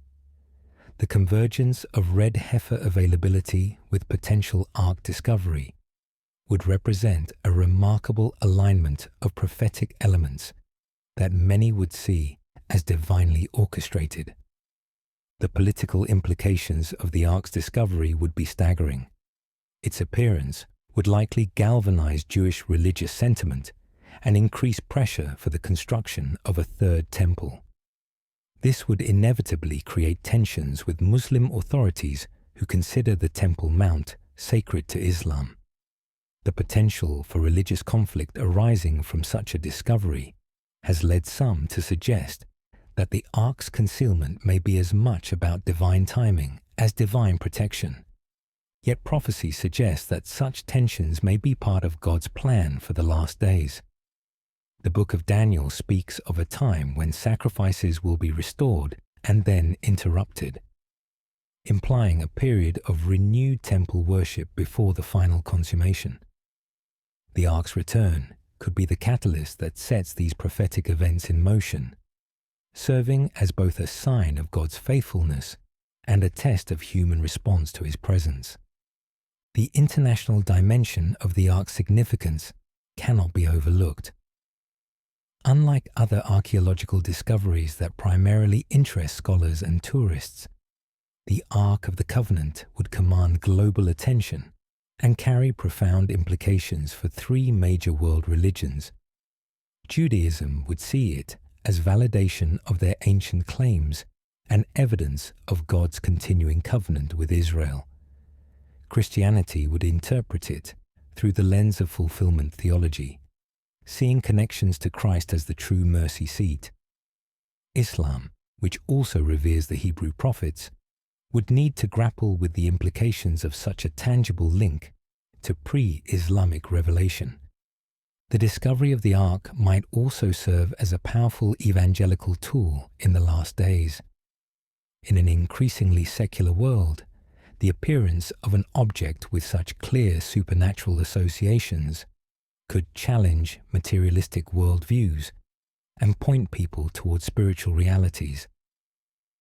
The documented power of the Ark in biblical times, its role in military victories, its deadly response to irreverent approach, its association with miraculous events, would be difficult to dismiss if similar phenomena accompanied its rediscovery. Some prophetic students suggest that the Ark's return will coincide with the restoration of prophetic ministry in Israel. Just as the original Ark was associated with divine revelation through Moses and the high priests, its reappearance might signal a new era of direct communication between God and His people. The two witnesses described in Revelation 11, who prophesy in Jerusalem with supernatural power, might have some connection to the Ark's final revelation. The transformation of warfare and conflict that many prophetic passages describe may also relate to the Ark's return. In ancient times, the Ark's presence in battle was often decisive, not through human military might, but through divine intervention. If similar power accompanies its restoration, the nature of international conflict could be fundamentally altered. Nations might find themselves dealing not just with human opponents, but with the manifest presence of the God of Israel. The timing of the Ark's revelation according to prophetic interpretation, will likely coincide with Israel's greatest hour of need. Just as the original ark appeared during the wilderness wandering when Israel was most vulnerable, its return may come during a period of unprecedented threat to the Jewish people. The book of Zechariah describes a time when all nations will gather against Jerusalem, only to discover that they are fighting against God himself. The ark's presence in such a scenario would serve as both a rallying point for faith and a demonstration of divine power. The educational impact of the ark's discovery would extend far beyond religious circles. Archaeological and historical understanding of the ancient world would be revolutionized by access to an authentic artifact from the time of Moses and Solomon. The craftsmanship techniques, the materials used, the construction methods, all would provide unprecedented insights into ancient Near Eastern culture and technology. The contents of the ark, if preserved, would offer even more dramatic revelations about the early history of God's people. But perhaps the most significant prophetic implication of the ark's return would be its role in preparing the world for the ultimate revelation of God's presence. Throughout history, the ark has served as a bridge between the visible and invisible realms, a place where heaven touched earth. Its final appearance may signal that the time of separation between these realms is ending, that the day is approaching when God will dwell among his people in a more direct and permanent way than ever before. The Apostle Paul wrote that creation itself groans in eager expectation for the revelation of the sons of God, waiting for the redemption that will free it from its bondage to decay. The ark's return could be part of this cosmic restoration, a sign that the curse is being lifted and the original harmony between heaven and earth is being restored. The same presence that once filled the tabernacle and Solomon's temple may be preparing to fill the entire earth with the knowledge of God's glory. Behind every great mystery lies the human story, the individuals who have carried the weight of knowledge, the families who have preserved ancient secrets, and the institutions that have guarded sacred trust across the centuries. If the Ark of the Covenant still exists, hidden away from the world's searching eyes, then somewhere there are people who know its location, who have perhaps seen it with their own eyes, who bear the awesome responsibility of protecting humanity's most sacred treasure. The psychological burden of such knowledge would be almost unbearable. Imagine knowing the location of an object that could revolutionize archaeology, transform religious understanding, and potentially alter the course of world history. The weight of that secret would press upon a person's consciousness every waking moment. The temptation to reveal it, to share the burden with others, to claim credit for the greatest discovery in human history, would be constant and overwhelming. Yet if the various theories about the Ark's preservation are correct, such individuals have existed throughout history, maintaining their silence through wars and persecutions, through personal trials and family tragedies, through the rise and fall of empires. Their faithfulness to this sacred trust represents one of the most remarkable examples of human dedication and self-sacrifice ever recorded. Consider the Ethiopian tradition, where a single Gaurdian monk is said to maintain constant vigil over the Ark in the Church of Our Lady Mary of Zion in Axum. This man, chosen for his exceptional piety and dedication, effectively dies to the outside world when he accepts his role. Picture what this means in human terms. He will never again hear his mother's voice calling his childhood name, never hold a child of his own or feel a woman's hand in his. He will never taste his grandmother's bread, never walk through the marketplace of his village, never sit by a fire with old friends sharing stories and laughter. The seasons will change outside the chapel walls, but he will never feel rain on his face or the warmth of sunshine on his shoulders. He will never attend a wedding or mourn at a funeral, never celebrate a birth or comfort someone in their final moments. His entire existence becomes centered on protecting and serving an object that the rest of the world believes may not even exist. Every dawn, he rises to the same four walls. Every sunset, he kneels before the same veiled presence. His whole life becomes a prayer, a sacrifice, a love letter written in the language of absolute surrender. He has traded every earthly joy for the privilege of guarding what may be humanity's most sacred treasure, and he considers it the greatest honor of his existence. The selection process for such a guardian would be extraordinary. Church leaders would need to identify someone with unshakable faith, absolute trustworthiness, and the physical and mental strength to bear a lifetime of isolation. They would need to be certain that their chosen guardian would never be tempted to reveal the secret, even under torture or threat of death. The psychological evaluation alone would be more rigorous than any modern security clearance process. But the guardian doesn't bear this burden alone.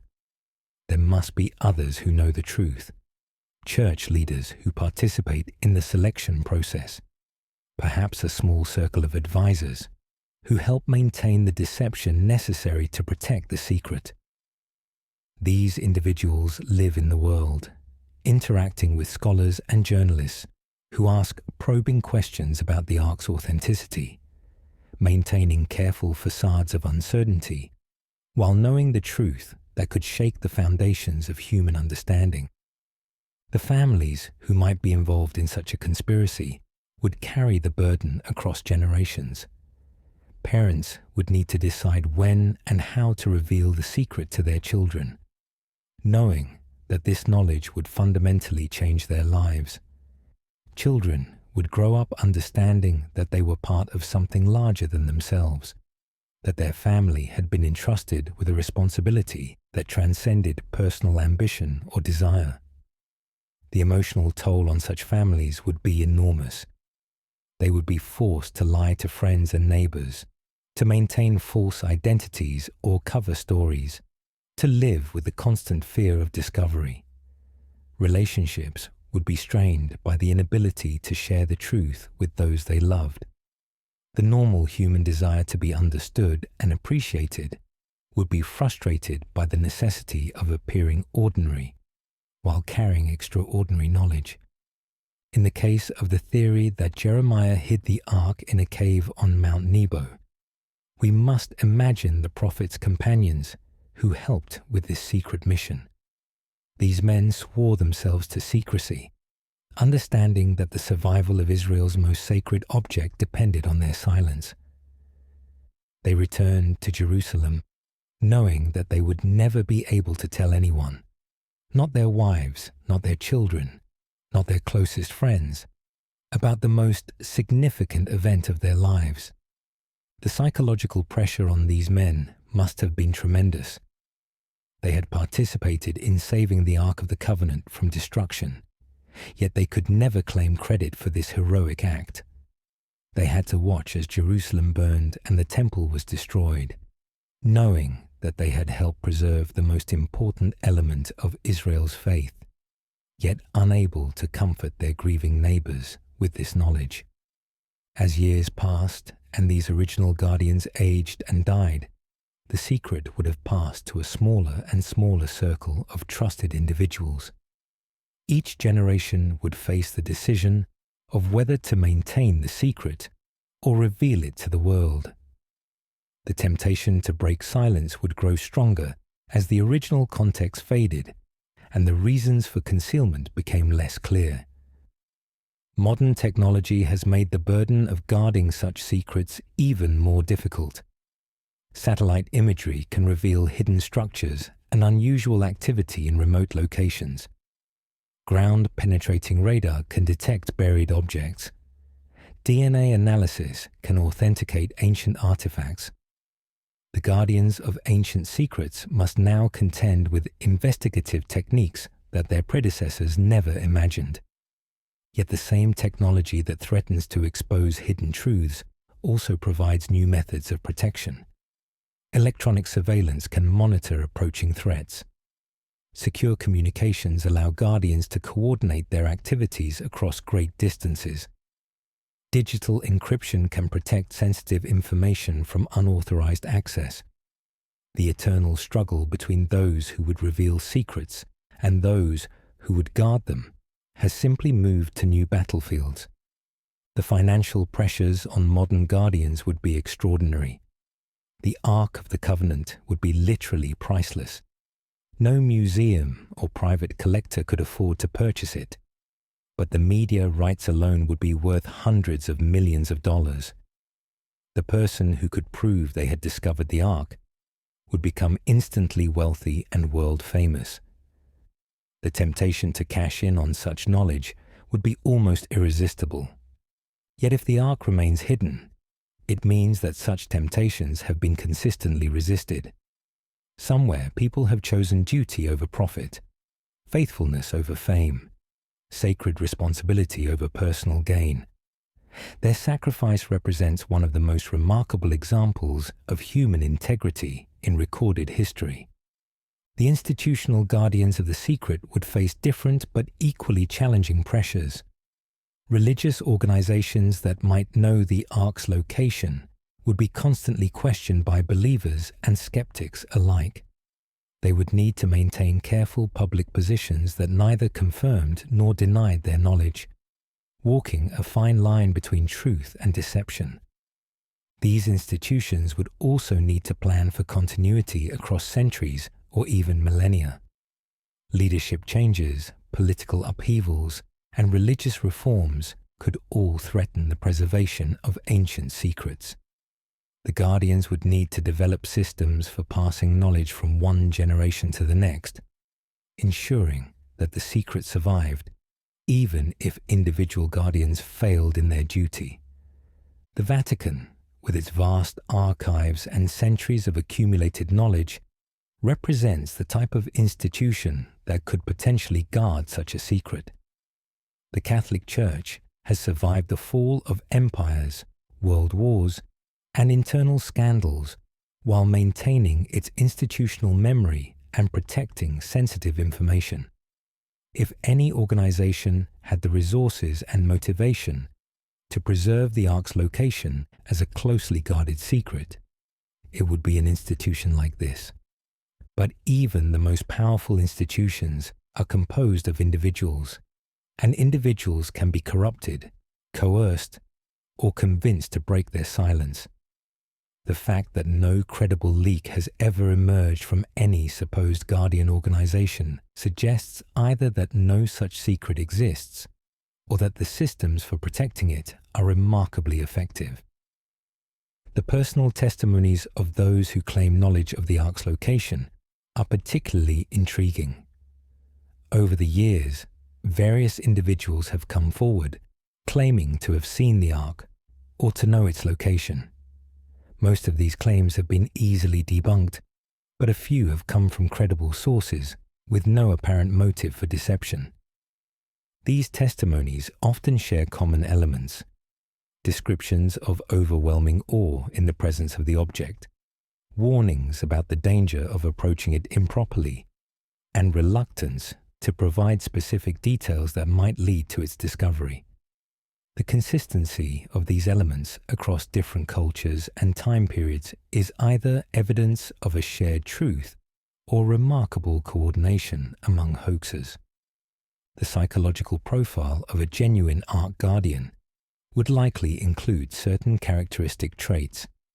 They would need to be deeply religious, with an unshakable conviction that their duty transcends personal desires.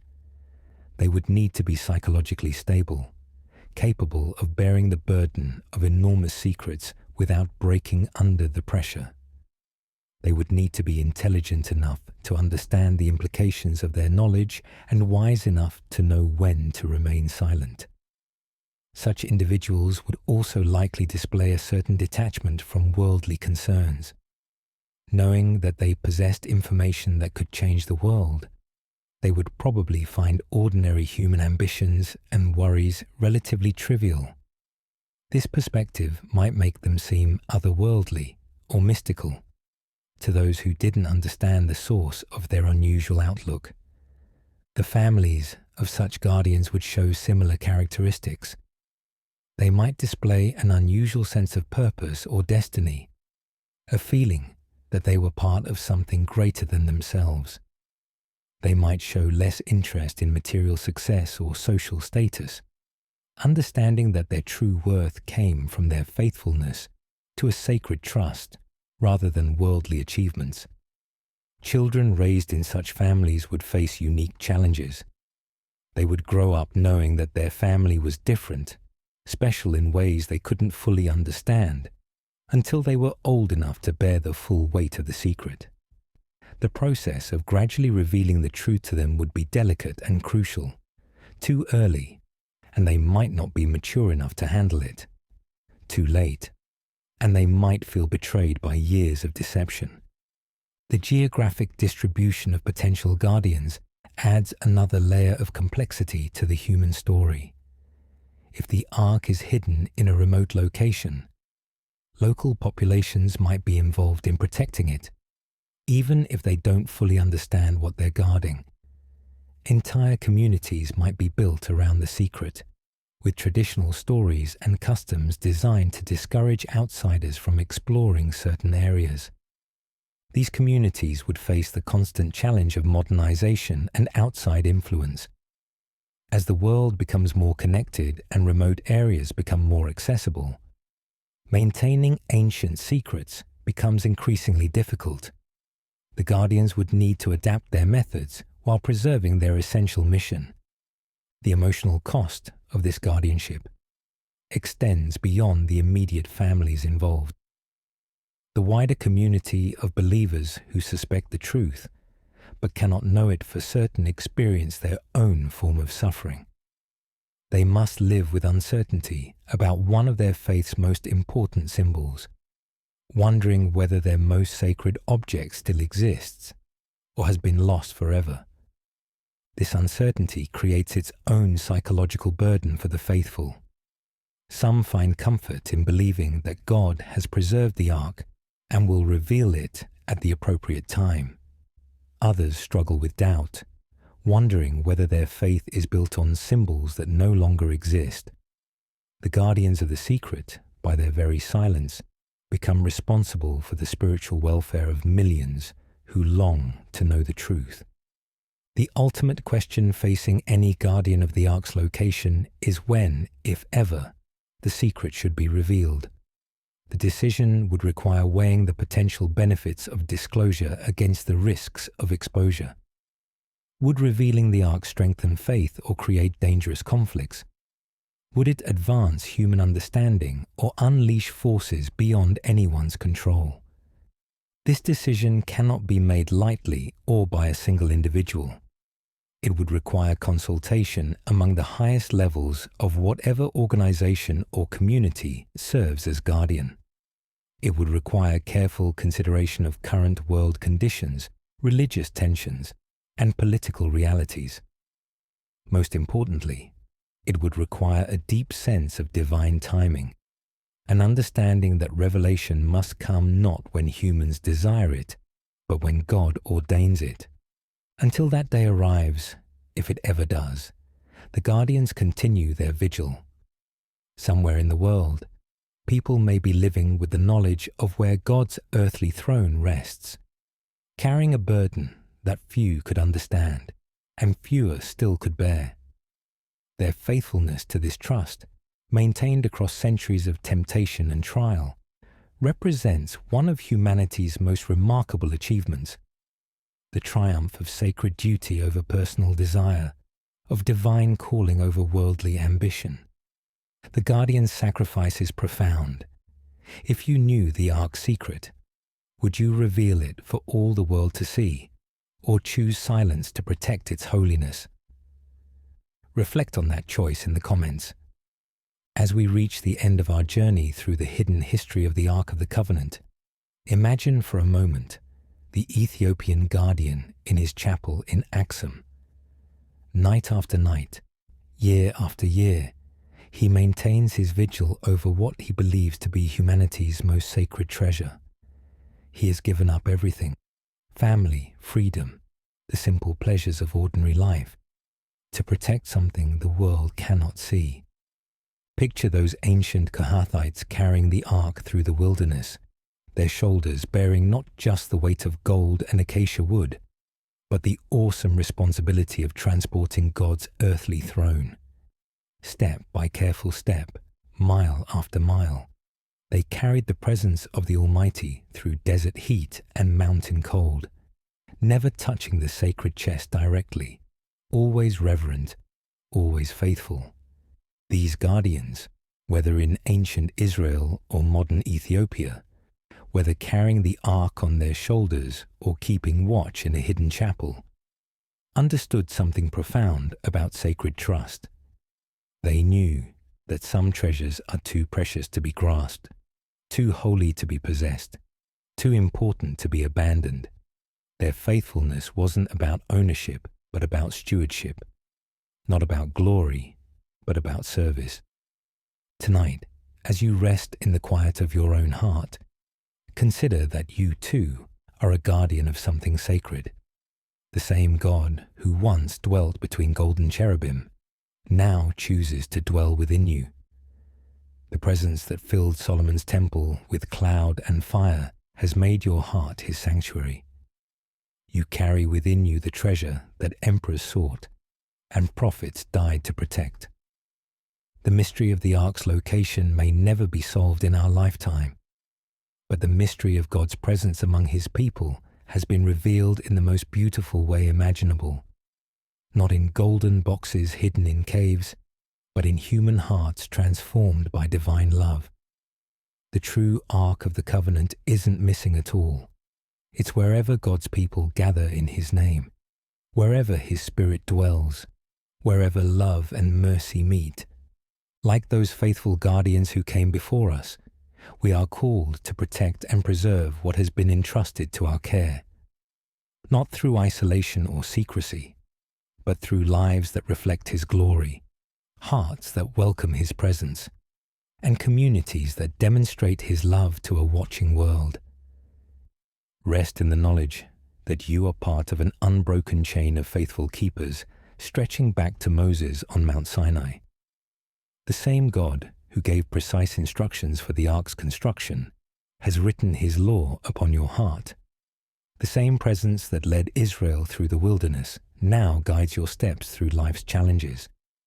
If these reflections have brought you peace and stirred your heart to deeper faith, I invite you to become part of our growing community of faithful guardians, curious faith seekers, who have found both rest and revelation in these ancient mysteries. Consider subscribing to receive more of these peaceful journeys through Scripture's hidden mysteries, each one designed to quiet your mind while deepening your wonder at God's intricate plan. You'll join others who, like you, find rest not just in sleep, but in the beautiful discovery that God's presence has been woven through every story, every symbol, every quiet moment of faith throughout history. Until we meet again, carry well the sacred treasure entrusted to your keeping. Guard it with reverence, share it with love, and rest in the assurance that the God who once dwelt between the cherubim now makes his home within you.